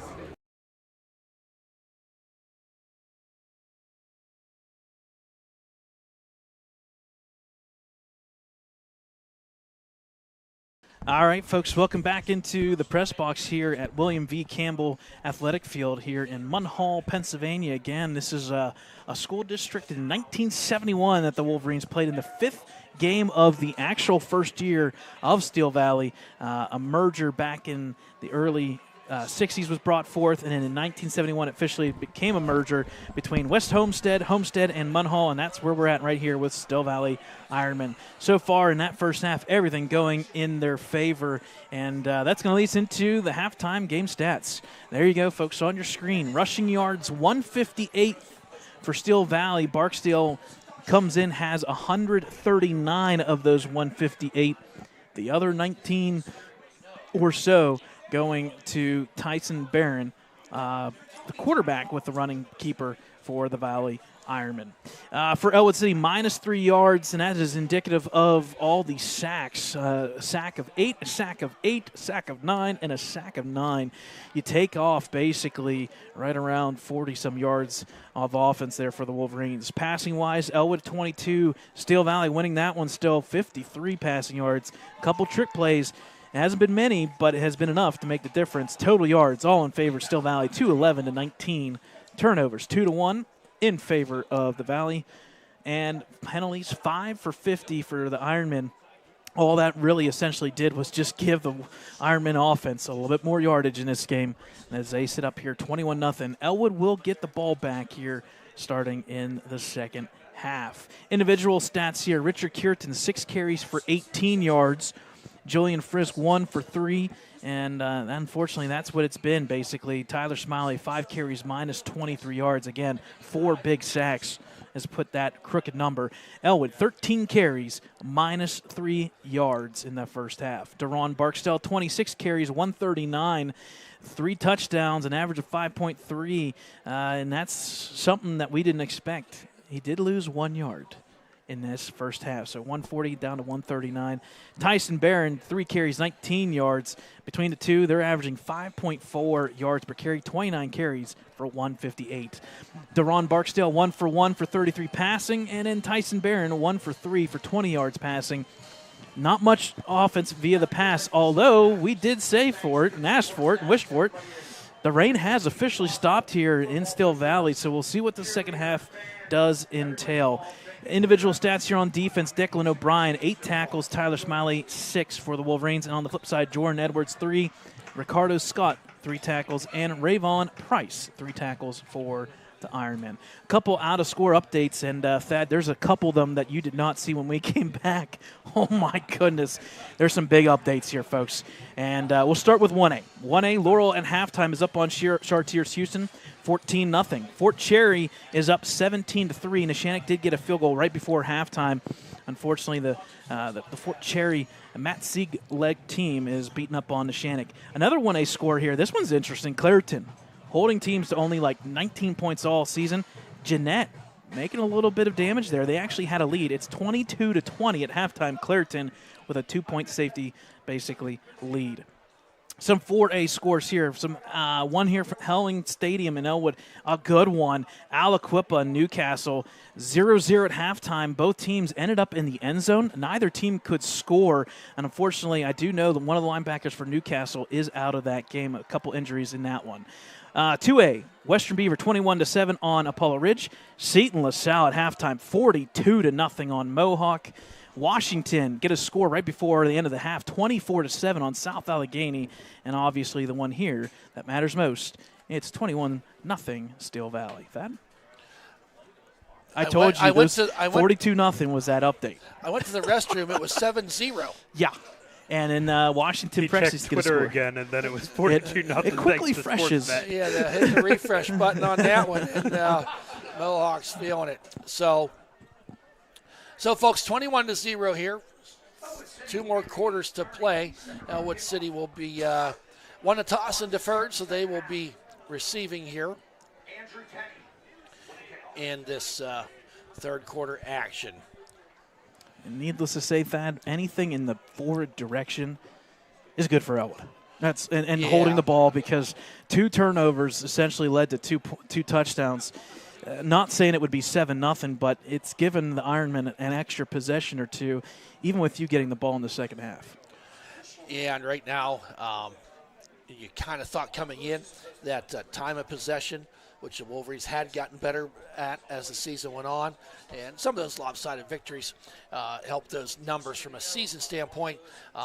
You were thinking, Brad, we came in, well, we're going to make it a track race, or let's just keep pace with them. Now that time of possession thing really changes that mentality of the game. It's 2/3 in favor of Steel Valley. 15:54 to just 8 minutes for Ellwood. And if you're Ellwood, the biggest play maybe the first half would be, and that was the biggest yardage and scrimmage, was the Anthony Barbario completion for 14 yards. And other than that, it has been not very good for the offense here for the Wolverines. But we still have a second half to play. Yes, we do. Yes, we do. And our second half for Ellwood City has been stronger. Steel Valley has not really been tested much in the second half outside of a couple games in this season. Here's the run-up and the kick. High end over end kick. Going to be taken there at the 12-yard line. Up the middle he goes is Dom Danucci. And he's going to be taken down at about the 33-yard line. So about a 23-yard return. And here come the Wolverines out on offense. Number 19 with the tackle, Brad. Got it. As Rucker, we've said his name quite a bit tonight, too. On the tackling side of things, he's got a big sack for a loss. So I think the Wolverines right now, possession. 3 wide outs to the right, 1 to the left. Here's Tyler Smiley in the shotgun. Goes back to, gets bobbled up, fumble on the play, and I think Frisk was able to fall on it. As Rucker was in there, and I'm not sure who actually did jump on that ball, but it was recovered by the Wolverines. As the sack came in there, that time Tyler tried stepping up into the pocket, and he was gobbled up pretty quickly. So fumble happened, was recovered about the original line of scrimmage. Handoff, Curtin up the middle, doesn't get much. Pancake down there. There it is, Lamarian Rucker there, number 19. So going to get about a 1-yard gain, bring up a 3rd down and 9. If you're Coach Bradley for Ellwood City, you had to come out of that locker room at halftime saying, I don't want to come out here and have a 3-and-out.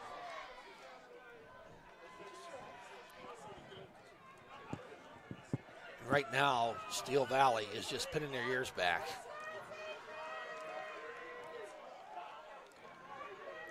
Smiley now back to pass. Going to get gobbled up again. He gets around the left side. And there's a penalty comes in. He's going to be taken out to 43-yard line. I don't think he has enough for the first down as Callie Goodwine pushes him out of bounds, but holding on the play.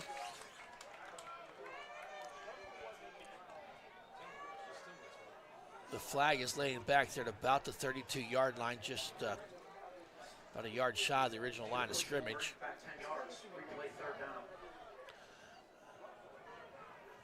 Third and 18. So they'll march some yardage off. It's not a full 10 yards. The ball must have been down the field a little bit. Well, maybe it is 10 yards. Third and a bunch, ball on the 32-yard line. Smiley back to pass. Oh, gets decked. Good gravy. Somebody got a block, Rucker, because he went in there untouched and hit Smiley to bring up a fourth down in about 19. Punt team coming on. And right now the Wolverines just don't have an answer. Have you noticed, Brad, how Steel Valley is lining up defensively? They're about a yard and a half, 2 yards off the ball, almost getting a running start. Here's Daylon, almost had the last one blocked. He was able to and gets the kick away. Wasn't very high. More of a driving kick as it almost was blocked. Going to be down at the 35-yard line. So a 33-yard punt for Daylon Curry. Steel Valley is going to set up shop, lead 21-0, 10:09 remaining in this third quarter. Ball resting right at the 35-yard line.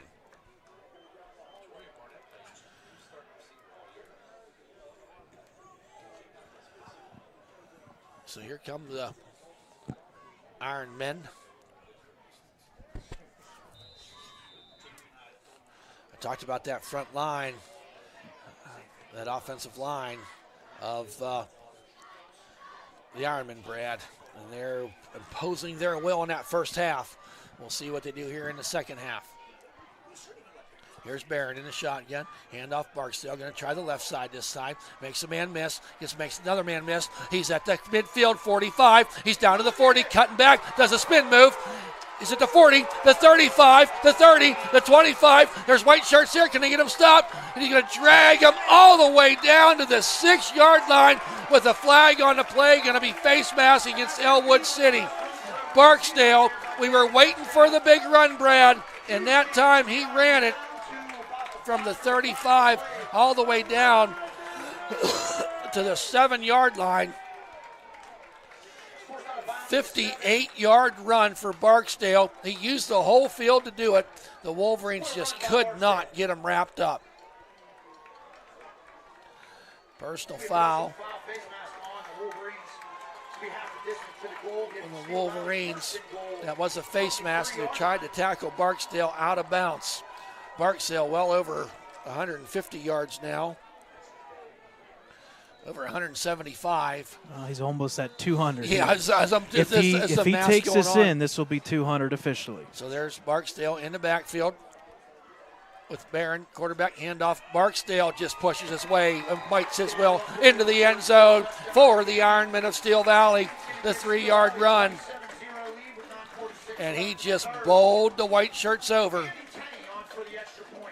Makes the score 27-0 to 9:46 mark. That drive of the Ironmen, 2 plays, 65 yards, all Barksdale all the time.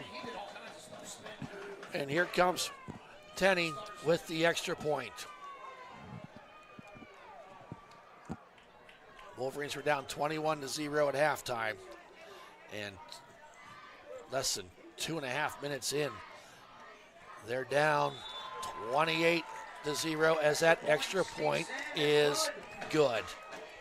Pushing the Ironman lead to 28-0. So we'll be right back, folks.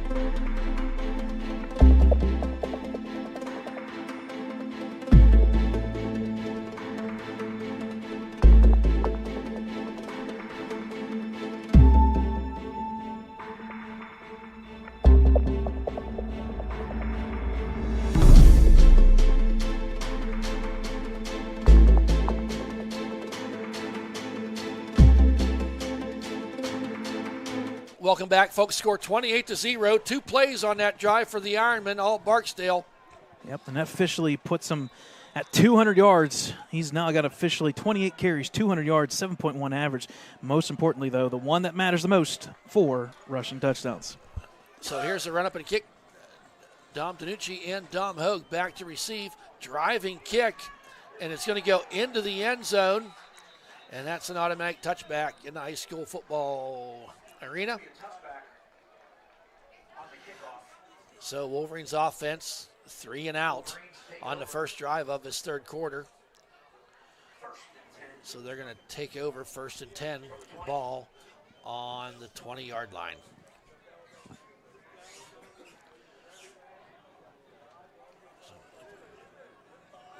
The line of Steel Valley right now, offensively and defensively, has and Barksdale doing what we knew Barksdale could do, is just blowing everything up. One wide out to left, one to the right. Hand off this time. Frisk, he's going to get tackled for a loss. And Rucker once again, the 6'5", 185-pound senior, coming off that right defensive end position, is racking up the tackles for a loss.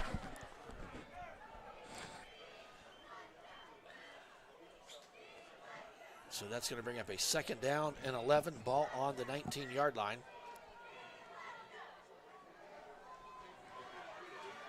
One wide out to the left, one to the right. Frisk gets, oh my goodness, he got clotheslined by number 1, Tyrell Coates. And good gravy. Frisk took it hard. And a loss again on the play. Brings up a 3rd and 13. You said it, Brad, halftime, the Wolverines -3 rush yards. Honestly, And you might as well just let Tyler Smiley just snap the ball and run forward because you don't lose yards that way. well, so 3rd and 13. Wolverines did do 1 third down tonight. Back to pass to Smiley. Got some time this time, but the pocket, Chase is going to be a hit there. Falls his way forward, and who put the final lick on him? I believe it was Rucker. number 19, I believe. Yep, it's going to be number number 32. that time, and that was Struthers, Amont Struthers. 3 black shirts had a chance at him. He did pick up about 3.5 yards to bring up a 4th down, and we'll call it close to 10. Daylon Curie once again back to punt. And don't hold, might want to hold your breath a minute, folks. Look at the black shirts on the line. That left side, there's 5 people there. And there they come. Curry was able to get the ball away, taking there Barksdale at the 50-yard line. Jukes around the right side, makes a man miss. Who's up the middle, going to be taken down there at the 38-yard line by Richard Cureton. And some frustration sets in here as Cureton gave a little extra shove. And now we got fighting on the field. I saw that coming. Yeah. You knew it was coming. You did. You did. And the officials are conversing. There was a flag thrown. We'll see who they saw do it first. I have a feeling this is going to probably go against Steel Valley because what happened is when Richard Cureton was coming down to tackle, he didn't hit him late, but he kind of drove him to the ground. It was a legal tackle, but it definitely sparked a little interest, shall we say. And we'll let the officials call this one. Yes, the officials are either way, here. Barksdale ball. Yeah, yep. And you saw him catch the ball, I was almost like, he's going to run this back. Mercy this. He officially brought it back to the 38, and then it just depends on where they move this ball. Yeah. And the officials, they're still talking down there. And dead ball foul, personal foul against Ellwood City. And that's going to give them 15 easy yards after the nice return by Barksdale. Wow. I expected it to go both ways, but not one. We saw it last week where both teams were flagged for stuff. And I sometimes think the officials are like, we're going to give them both it and move on this time. That Maybe did not as happen. much the case.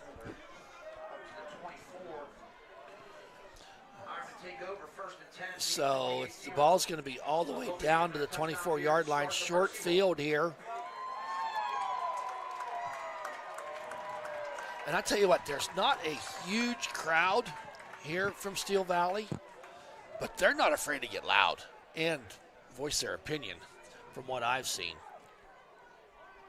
So, not really sure. I think right now the officials are having a conversation with Coach Dan Bradley of Ellwood City and Yeah, they're going to talk to both teams, and they're going to talk to Ray Brazo and Coach Dan Bradley and say, listen, this is it. Because if you do another flag, you are going to be tossed. Yep. And what's worse is if you're a senior, it is what it is. That may be your last game of your career. But if you're a junior or senior or a sophomore, it does carry over. Well, so if you get thrown out of this game, you're out 2 games next year. So I you don't want to do it. I would be more concerned if I was Steel Valley playing next week and you can't right. play. Well, it's 2 games, so you don't want to make any of these personal fouls because it will carry over. And like you said, Thad, if you move on, that's a player that you lose. So they are still talking. This is the only part let's tell it how it is. Tell them, hey, listen, if you do it again, we're done. Let's move on. Let's keep this moving. Got the binoculars on them trying to read lips. I don't think they're exchanging you wife's favorite recipes. You do have some pretty good dinner options on the way out if you're yes, that's the one thing. Yes, you do.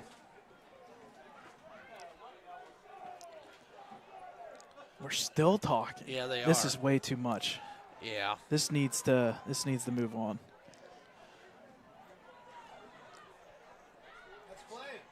But yeah, I'm not sure. It's all over. It's all over at the sidelines now of Steel Valley. Well, we got some whistles blowing. And I think the officials are getting situated where they want to be. Well, back to 28-0. Wolverines had to punt that ball away. Barksdale had a nice 12-yard return, and then the unsportsmanlike conduct, personal foul against Ellwood City, gave Steel Valley the ball at the 23-yard line.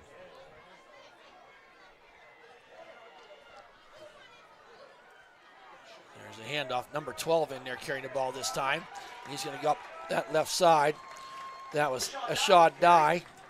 He's carried the ball 24 times this year for 3.8-yard average. That made his average go up because he took that ball from a 23 down to about the 14-yard line.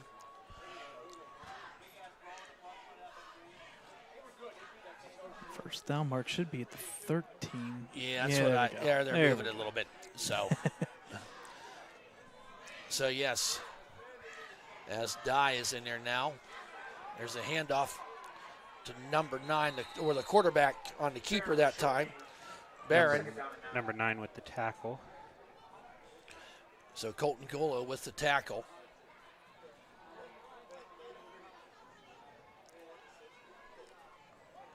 So you just wonder, Brad, in a 28-0 game, you start resting a couple players. Is Barksdale maybe done for the night? Yeah. You announce finishing you get over 200 yards. I was just going to say, you announce you get the 200 yards, you get your 4 scores, and he's out there. Yep, he's back out there. So gave him a little breather. Handoff Barksdale. Finds the seam. Oh, the feet went out from under him that time as he got down to the 10-yard line. Had a little bit of a seam there made for him. So now it's going to bring up a 3rd down Chick-fil-A sandwiches are now $5. and 6. Pizza is $1, and the luscious French fries have been reduced to $2. So Feel free to stop over and get some food and support. now it's 3rd and 6. 3rd and 6. As Barron hands off to Barsdale, and he weaves up to the middle into the end zone for the touchdown. His 5th touchdown of the night. Runs that one 10 yards. Makes the score 34-0. Extra point forthcoming. Steel Valley player down there. It looks like a pretty obvious cramp. As they'll attend to him for the official timeout. But Barksdale have a night. 215, 20 yards down by now, Brad, and 5 touchdowns. Yep, 30 carries, 213, along to 58, and 5 touchdowns. Those are some pretty good numbers, I would say. Yes, they are. Again, you know your offense is going to run through them, and you expect them to hit that mark. It's just whether or not you get the touchdowns, and, well,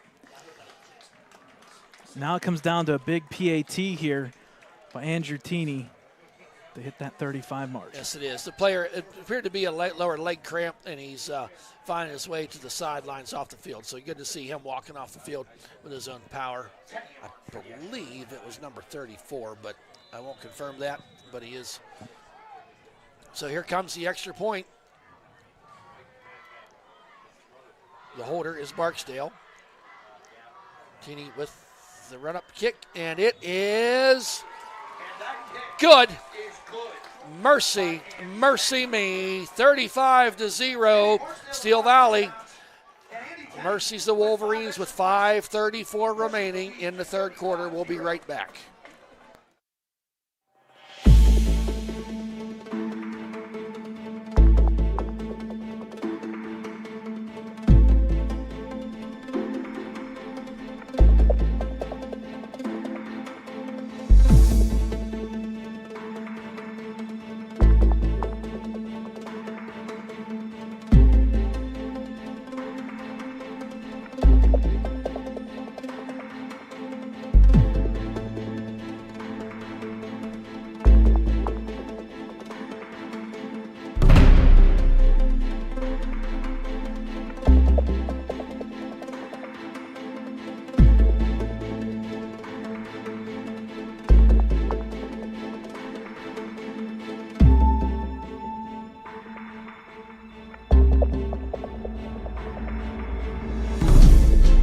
(35-0) Mercy Roll. Barksdale 10-yard run, 24-yard drive aided by a personal foul by the Wolverines on the punt. And we'll be able to run the clock here now. Here's the run up and the kick. Going to be taken there at the 10-yard line by Dom Hogue. Tries to go up the middle. He's got a lane. He's going to get out to the 40, makes a man miss, going to get the 50-yard line into Steel Valley territory at the 48-yard line as number 23 was there to slow him down, Ricardo Scott. But a nice return. I think he will be the all-time leader. I was just going to say, I was hoping for it. Yep, and kickoff return yards, Dom Hogue. That should put it real close.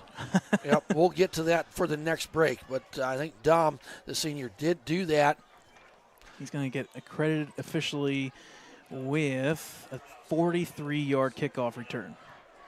So here comes the Wolverines on offense. Connor Smalley, handoff there. Dom Hogue, he's going to find a lane up that left side. Going to take it down to 30, out to the 29-yard line. Largest play for the Wolverines tonight. That jet sweeper was that a forward pass? Forward pass to Dom Hogue. Goes from the 45 all the way down to the 28-yard line.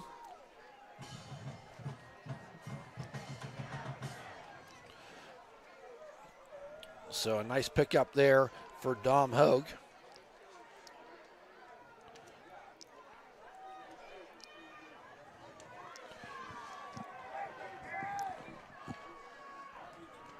Everything in tight, one wide out to the right. Smiley back to pass. He's going to elude one, and wisely just throws it out of bounds. He was outside the tackle box. Dom Hogue was at 426 the start of the game. He needed to get to 506 to take over Dante Pierce in first place. What was he at? 426. He needed to get up to Okay, 506. so he's officially now at 469. All right, he needs 5 more yards to be in fourth place, or second place, I'm sorry. And that completion there, technically, to Dom Hogue will give him 95. So we need a couple more. Yes. Give me 5 He's more. the all-time reception leader. I want somebody to hit 100 tonight. Yep. Smiley in the shotgun. Back to pass. Steps up in the pocket. Just go, gets buddy. chased from behind. Going to run forward. There you go. Smart. Gets it down to about the 20-yard line. Oh, we're going to mark him at the 21 as he fell forward. Going to be just short of the first down marker, so it's going to bring up a 3rd down and 2. So seeing some, maybe some, as Official number timeout. 19, Rucker. Yeah, helmet came off there, so. Is that what it was? Yep, helmet Okay. came off back here at the line of scrimmage, so he has to come off for one play. He's been a wrecking ball Yeah. tonight. 3rd down and 2. Smiley under center. Hands off to Frisk, and I think he's going to fall forward. He did not get, just got back to the line of scrimmage. So now 4th down and 2. Wolverines are what? 1 for 2? 1 for 2. On 4th downs tonight. As we said, this rolling clock, about the only thing that stops it now is Timeouts, injuries, and helmets coming off of people's heads. yes. On this 4th and 2, Smiley under center. Jeez. Hands off to Frisk, and He got it just barely. I don't know. The far judge is coming in. I thought the initial push there got him enough. I did too, but when that lineman changed. came in, Yeah, it changed. I don't think he got it. Wow, they're saying Steel Valley. Wow. Yep. So Wolverines now 1 for 3 on 4th downs. That's a turnover on downs. And 1st and 10 now for the Ironmen. Ball's going to be placed. Why does the clock stop? It's a change of possession. Relax. Oh, my. At the 19-yard line. All we're doing is delaying 10 seconds to get to the parking lot. That's all. Oh, my. So here comes Steel Valley's offense. Now what? Are we going to get a timeout? Timeout, Ellwood. Yep. Okay, timeout by Ellwood City. I'm enjoying this press box. I am too. This is great. But they still didn't bring us any of that Chick-fil-A cheap No, sandwiches. we just need the Chick-fil-A. So If somebody could come to the press box. yeah. Ellwood Well, they City is announced. willing to I pay. obviously the weather tonight kept people away, and I'm sure it's a nightmare for any concession stand to try to predict how much. But we saw the Chick-fil-A van pull in, and Brad was going to steal it, but I talked him out of it. You're the one that said you wanted to steal, or said it was a I steal. said if you're ever going to steal a vehicle, this Chick-fil-A van's probably a Oh, good I thought that was a general thing. That wasn't me. I was wasn't just gonna steal blaming it. you. No one was out there to hear it. So, anyway, they got $5 Chick-fil-A sandwiches and dollar pizzas, and everyone in the press box is busy. Now we can go get us any. So, anyway, 1st and 10 after the timeout by Ellwood City. Dies in there and hand off to one of the wide receivers.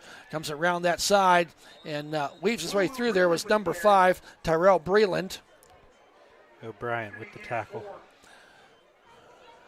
So a pickup.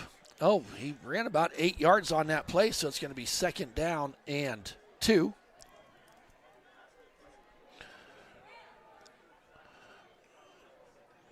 Have more out-of-town scores here as they come in on this quarterfinal night for WPIAL District 7.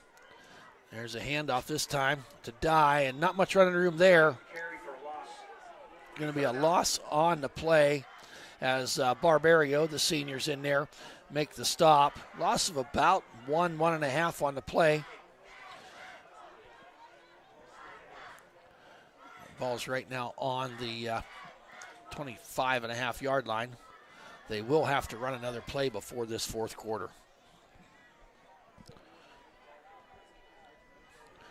Don't forget, folks, Ellwood City Sports. You can check out all of the games that we broadcast for the last 9 years that we broadcasted. And Brad's been archiving stuff going back a long way now. So be sure to check all that out. On the keeper is Barron, trying that left side. Can he get to the sticks? And he does. He knows where that yard marker's at and runs out of bounds there. And that's going to be the final play of this third quarter of action. All Steel Valley tonight leading 35-0. We'll take a quick break here as we prepare for the fourth quarter.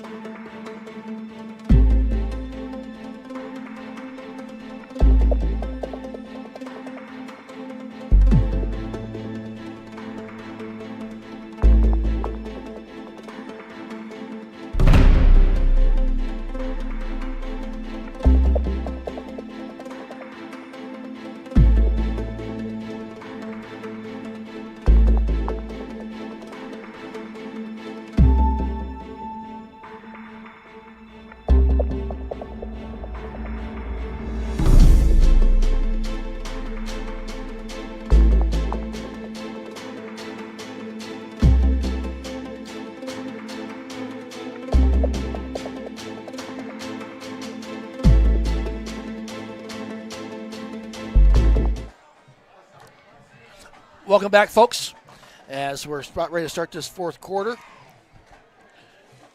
As the Wolverines find themselves down 35-0. Looks like number 3's in there at quarterback now. No, there is no number 3. There's a handoff. Pinballed his way forward was number 12, the ball carrier, Dye. Picked up a couple on that play. Tackle there by Declan O'Brien. So now get it out to what, the 32. Couple out of town score updates here. 42-7 St. LaSalle, end of the third quarter there. We still have a 30-3 lead now, Fort Cherry, end of the third quarter of Neshannock. 28-7. Looks like Laurel's going to move on. They're at the end of the third quarter against Chartiers Houston. The big one, folks, it's Aliquippa, 7-0 at the end of the third. On this jet sweep to Brayland, and up that right side he goes. Going to get down that hash mark. Got one man to beat. Drinks him out of his shoes, and he's going to get tackled from behind. Not giving up on the play was number 17, Cam Hockenberry, in there on defense. But a huge run there by Brayland. Actually, I believe you could call that a forward. He kind of shuffled it forward, Brad. And a big play there as he went from the 31 all the way down to the 15-yard line. He found that seam on the right side, and he was off to the races.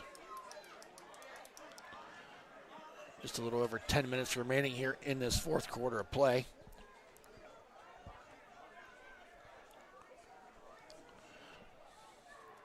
Barron still in there at quarterback. Dye to his left. Sends him in motion. This time hands it up to Dye. Going to force his way up the middle. Gets pushed back. Forward progress. Going to give him a yard or two. Looks like Craig Patterson gets up and Barbario off the bottom of the pile.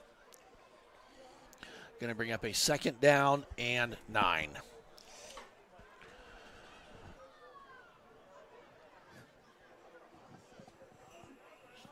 Stick around, folks. The post-game show will have some stats for you. Oh, yeah. And it's the running game. It's the running game. Right now, Ellwood just 9 rushing yards. They officially get out of the negative total. Steel Valley, 41 carries, 309 and going. And we're not done yet. 2nd and 8 now. This time. Ooh. Dye gets hit in the backfield and tackle for a loss.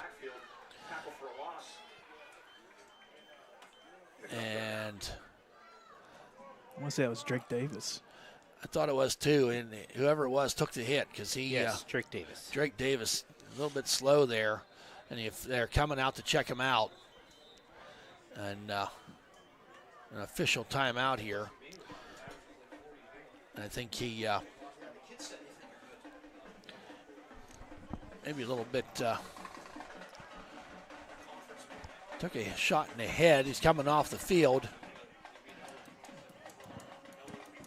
Almost rubbing his eye a little bit, maybe. So yeah, I think he got poked in the eye the way he's the body language is there in the sidelines. Getting looked at by the trainer. Yep. I would think it's got a finger through the face mask here. So a loss on the play. Drake gets a tackle for a loss. Now 3rd and 10. Ball on the 16-yard line. Barron awaits the snap. This time he's going to keep it. Runs to the left. Picks up, throws it down. There got a man wide open. Oh, and he was unable to get that ball caught in there. Ball falls incomplete. Intended for number 8. Jaden Franklin. And kind of had the play they wanted there. But the incomplete pass will bring up a 4th down. Call it 10.5, 11 yards. The ball's right there on the 16-yard line. They can get a 1st down.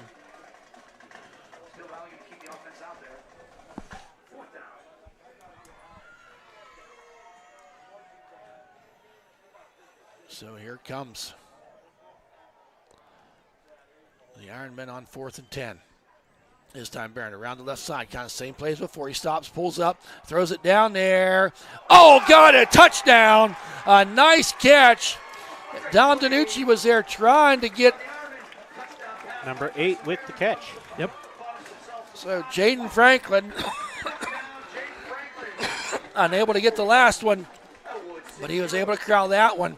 That time, Barron, nice play at quarterback. We haven't seen him throw much. You don't throw a whole lot.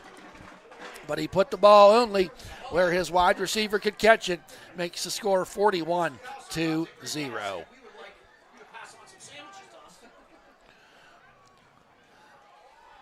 So now, Tenney on with the extra point. Awaits the snap. Kicks it up, and it is good. That makes the score 42-0. Let's stay right here, Brad. I need to give some thank yous out to some people. As Ben Moore reached out to me today, the booster president, and it's really great that we were able to host a game there back in Ellwood City, and certainly thank the people there working the concession stand. But Thursday night dinners, a long-time tradition there at Ellwood City, and obviously didn't have it scheduled. You don't know if you're making the playoffs. They did last week and then again this week, and Ben reached out to the community, and these people stepped up. Mary DeCaria, All Wine Painting, Jill Felino, Becky Grimm, Amy DuBois, Rose Imhoff, Chrissy Barbario, Kayla Chappell, Channy Fishlin, Ben Davis, Christopher Allen, Claire Falsey, Brian Gibbons, Kelly, and Wendy Gullo all contributed to last night's dinner. Great people. 500 wings from Big Shot Bob's, mac and cheese, and a variety of desserts from Oakmont Bakery. Check them out. Tara Kennedy made cookies, and Holly Ann Smiley made Rice Krispie treats. Thank you to all those people who contributed to the dinner last night.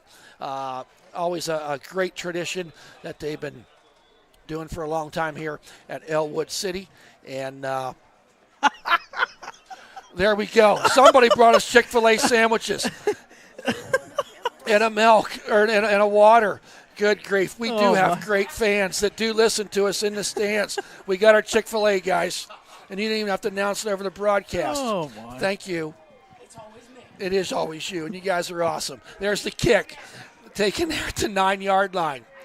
Dom DiNucci, and he's going to get it back out to about the 29-yard line. Oh, they brought fries and everything. We feel the love. 26 with the tackle, Brad. Got it. So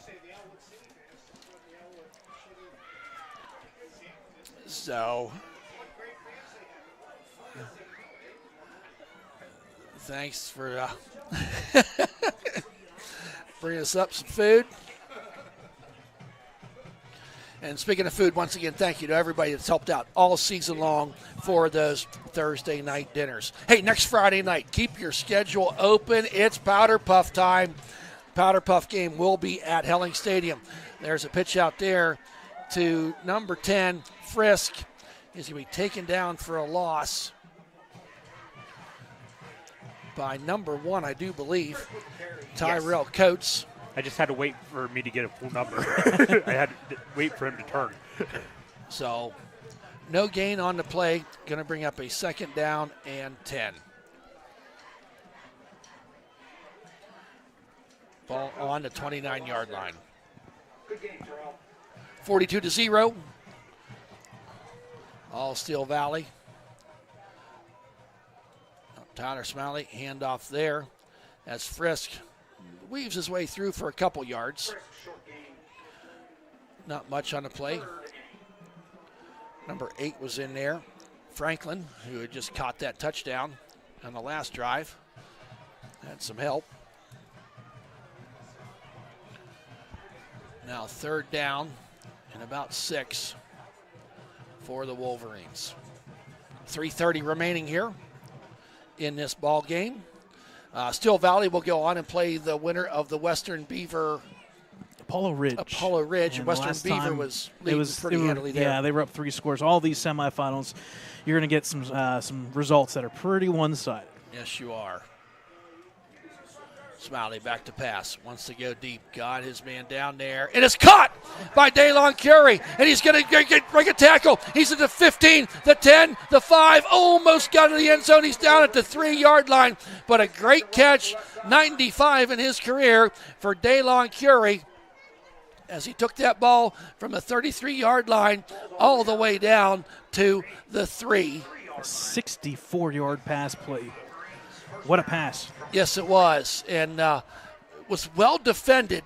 Was able to get up over top of that and get it into the hands of Daylon Curie. So that'll give him now 95 reception, and I'll put him over 1,200 yards receiving, and more importantly, gave Ellwood 100 yards in this game. Yes. Wow. It took a while, folks, but that was a good play there for the Wolverines. 2:30 on a rolling clock. Yep. And now there's a handoff. And going to get into the end zone for the touchdown. I think number 10, Frisk, I believe. As Frisk, yes, gets it into the end zone for the first Wolverine score at the 2-minute mark. Frisk 4th TD on the year.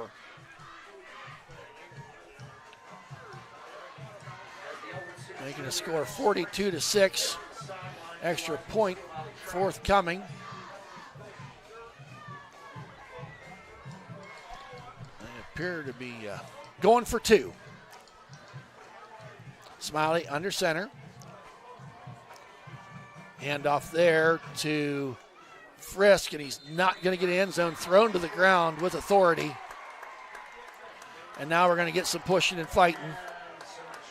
Tyler Smiley gets in there, push around, took a little exception to Frisk getting thrown to the ground. Scores 42-6, minute 39 remaining.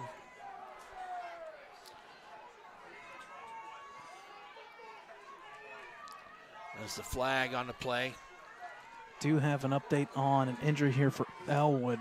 You can see him here at the sideline, number 8, Cameron Mills. He does have a crutch for his leg there, so it's going to be a lower body injury on Cameron Mills, and helmet's off and got a crutch. We're looking to just get out of here before this one's over. Yep. Yep.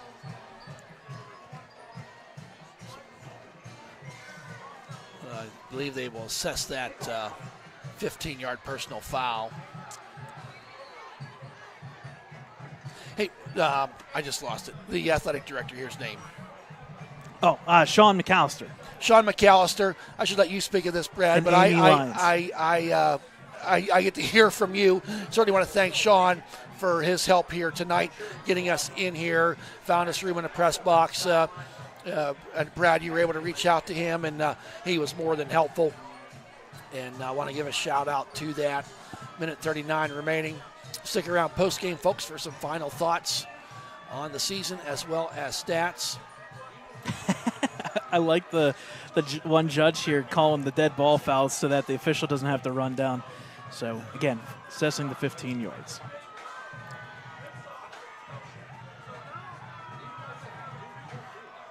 So now they'll be kicking off from the 25-yard line. We need some security up here. We have a parent confrontation.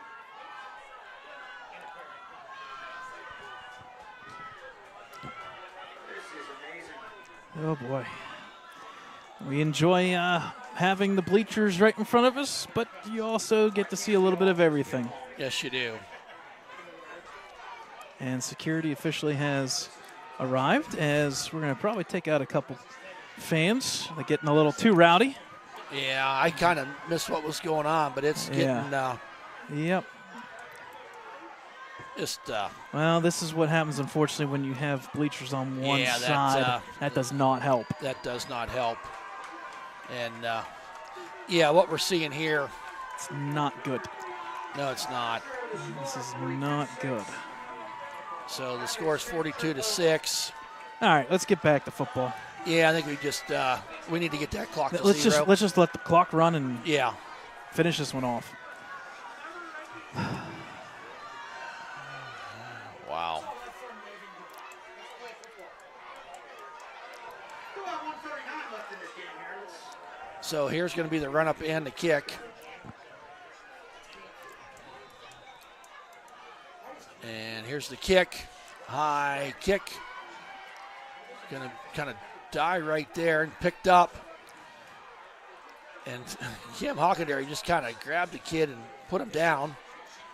Really no return on that. I missed who the return guy was, so I apologize, Brad. I got it. So It was number 13 there. It's, Okay, Javon Roberts. So officially got the ball about the 41, maybe a yard there. Either way, he picked up and smartly just let's end kind this of one nailed down. on it. Yep. Yeah, you got a minute left. And my concern right now is there's only one real gate in here. Yeah. Oh, everybody has to go the same direction. Everybody This has to go the is- same direction. And If I'm telling Ellwood players, just instantly shake the hand and just go to the well, other and sideline. I'm telling the fans, too to rather wait or get out Yeah, now. I like what the clock operator and the Yep. just take a knee and just get this over Yep. with. Get out of Yep. here. And they take the knee. And that's going to do it, folks, as we wound out this final 25 seconds here. This game's going to be called, and the clock strikes 0. Steel Valley Ironmen 42, Ellwood City 6. Let the players do the ceremonial shaking of the hands, as Brad will Brad will be feverishly working to get these halftime stats. Final stats. Nice working to you guys. And good luck to you guys. Nice job tonight. Take care, man. So nice guys in the press box here to our left tonight. Clock operator, spotter, and announcer. We certainly do appreciate their hospitality.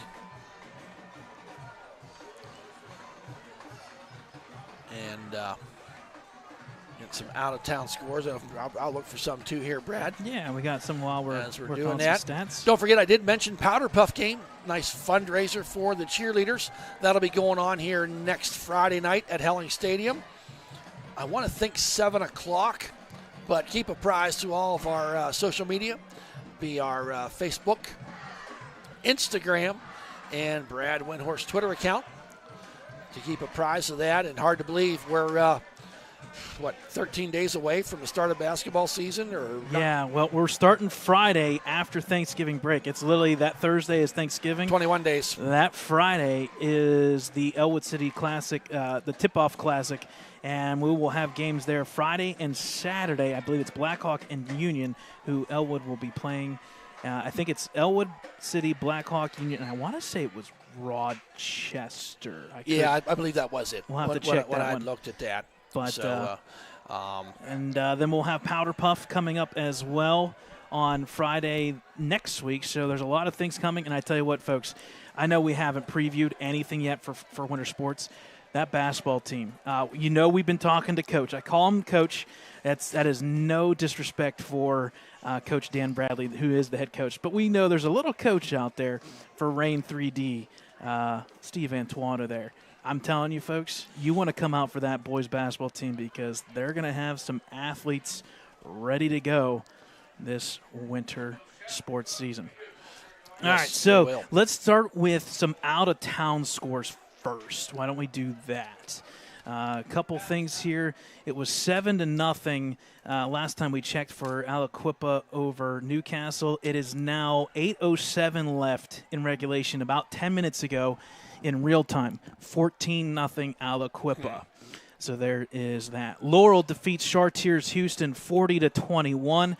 So they will be moving on officially into the semifinals, as there's only since there's 16 teams in the 1A bracket. Another good score going on here. Clairton, Jeanette, 30-26. That one hasn't really separated too much on that one.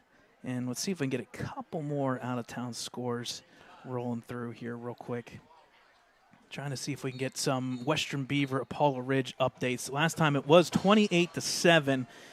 Let's do a reach out here. There's always really good accounts out there and some really good gentlemen. We were talking to them today, actually, about classification for next year. WPIAL Blitz, they always do a little shout-out for us. They help us out. We've been kind of keeping track of things on their end of things as well. Let's see.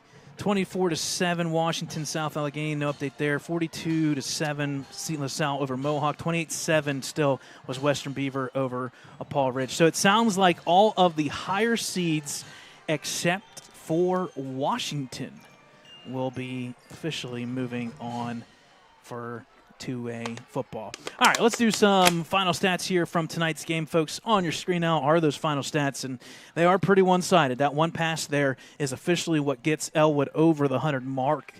64 pass yard play will do that. The score 42-6. Rushing yards 304-16 in favor of Still Valley. Passing yards 69-103. Ellwood does get that category, but the pass game there for Still Valley was not needed except for one play, and that was done by Deron Barksdale to get it to the end zone that led to a score. So passing is not needed sometimes, and Deron Barksdale, when you have a workhorse like that, scoring 5 touchdowns tonight and almost throwing for the other one, does something else. Total yards 373-119. Turnovers 2-1. Both these teams all turnovers in the first half. Second half penalties 5 for 50 for Still Valley. That was all in the first half. Ellwood in the second half 4 for 43 with 2 personal fouls to finish the game. Individual stats: Deron Barksdale 30 carries for 213, 5 touchdowns, a 7.1 average. And he was outdone in terms of average by Terrell Brayland. He had 2 carries, 61 yards, so he had an average of 30.5. He had that long of 53 down the left sideline. Tyson Barron, 5 carries, 22 yards. Ashad Dye, 5 carries for 11. Total, 43 carries, 315, a loss of only 11 yards. So you finish with 304, 5 touchdowns, and a 7.1 average for the Ironmen. Passing-wise for Still Valley, Tyson Barron, 2 for 5 for 36 and a touchdown. Deron Barksdale, 1 for 1 for 33, 3 for 6, 69, and 1 touchdown passing for Still Valley. The reception touchdown was by Jaden Franklin here in the left end zone, 1 for 16 and that touchdown. Rushing for Ellwood City, 7 carries for Richard Cureton. He finishes with officially 20 yards in this game. Julian Frisk, 8 carries for 9 yards. And Tyler Smiley with those 4 sacks in the first half. He had another sack in the second half. 5 total sacks here, I believe it was, for Still Valley in this game. Tyler does finish with 8 carries for negative 12 yards. Ellwood City, 24 carries, just 16 yards rushing. Tyler Smiley, passing-wise, 5 for 10. with 1 interception, but he does complete the 64-yard pass. He'll finish his career with 103 passing yards. That'll put him at 1,824. He already had the single-season passing record. That 1824, I also believe, will put him now in the top 5 in career passing yards. Either way, Tyler Smiley had a good one. And, again, another game where he threw for 50% or above. Unfortunately, nothing on the touchdown column. Receiving-wise, Dalen Curry, 2 catches, so he'll finish with 96 receptions in his career, 68 yards. That'll put him over the 1,200 mark. Dom Hogue will finish with 95 receptions and a 17-yard catch. That'll put him about 1,340 range. Anthony Barberio 1 for 14 in that first half, and then Dom DiNucci 1 for 4. 5 catches for 103, 4 different wide receivers. Defensively here for both teams, for Ellwood City, Declan O'Brien had a good evening tonight. He had 10 tackles in this one. Tyler Smiley had 7 tackles. Then you have Dom DiNucci with 6, Anthony Barberio with 6, Colton Golo with 5, and Drake Davis, another great game. 5 tackles, 2 tackles for loss. There was a fumble in this game, forced fumble there by Anthony Barberio, but again, unfortunately, all for naught or fumble recovery there by Barberio. On the flip side, Steel Valley finishing at the top there. Not many tackles. The tackle total was 52-33, but when you have the ball for most of the game, that's why those tackles are going to be low. Lemarion Rucker finished with 6 tackles, 1 for loss, and a sack, and a forced fumble, and a pass breakup. A great game by number 19, Lemarion Rucker. Ray Vaughn Price finished with 5 tackles, 1 for loss, and a sack. And then Tyrell Coates finishes with 3 tackles, 2 for loss, 1 sack as well. If there's one thing that you didn't need Barksdale to do tonight, that was defense. Everybody else filled in, and he kind of sat back, and he was one-dimensional on offense. And when you put up 300-some yards of rushing, well, you don't need to do much on defense. No, you don't. So, folks, to the seniors, to the seniors that we got to cover here the last 4 years of their high school ball. It's been a true joy for Brad, Dakota, and I to cover these guys. A great group of young men, and they will all go on and do great things as they, high school football career ends here tonight. But I hope it's just, I'm sure it's just a stepping stone of the great things that will be coming from them great young men. Coach Bradley, and Coach Bradley we trust, and his coaching staff, they have been just great to work with throughout the year. And Ben Moore at the helm at the football boosters, and he'll be the first to tell you he's got some help there. And what they do for the kids, what they do for us, certainly greatly appreciated. We do this because we absolutely love doing it. It's an honor. It's an honor for me to have the opportunity to speak to you all every Friday night and cover this football team. And it's been a lot of fun, and looking forward to many more years of doing it. I want to thank you to Dakota Marshall, who runs the camera for us. One of the kindest people you will ever meet in your life, and I'm lucky to call you a friend. You're a good dude, and appreciate the time that you put in, and I know you're going to keep doing it here as we go into winter sports. Brad, a great friend of mine, and nobody knows, and I think I know, and I know I don't know it all, the time that he puts in to promoting Ellwood City sports. It's impeccable, and what he does, and so much of it goes unnoticed. And I should have said it during the game. I felt bad I didn't, Brad, because I know more people will be listening, but the time, the effort, the energy, and the true joy that you put in doing it. I can't thank you enough, and I will speak for the community when I say that. You do a fantastic job, and it's a true joy for me to come out here and do these games, and not much of a break. That's the one cool thing about once your team's making the playoffs. We'll be right back going into winter sports. Going to probably do some more interviews with some kids. I didn't quite tell you all about that yet, Brad, but we've had some requests and for across the field or things of that sort, and we're going to try to get some of them wrapped up here in between the fall and winter sports. So with that, on behalf of Brad Windhorst, the producer, the man with the plan, the man that knows all, Dakota Marshall, and myself. People ask, why do you do it? We do it for the love of the game, the players that play it, the coaches that coach it, and the fans who love it. That is why we do it. 42-6. Wolverines finish the season 7-5. Good night, everybody.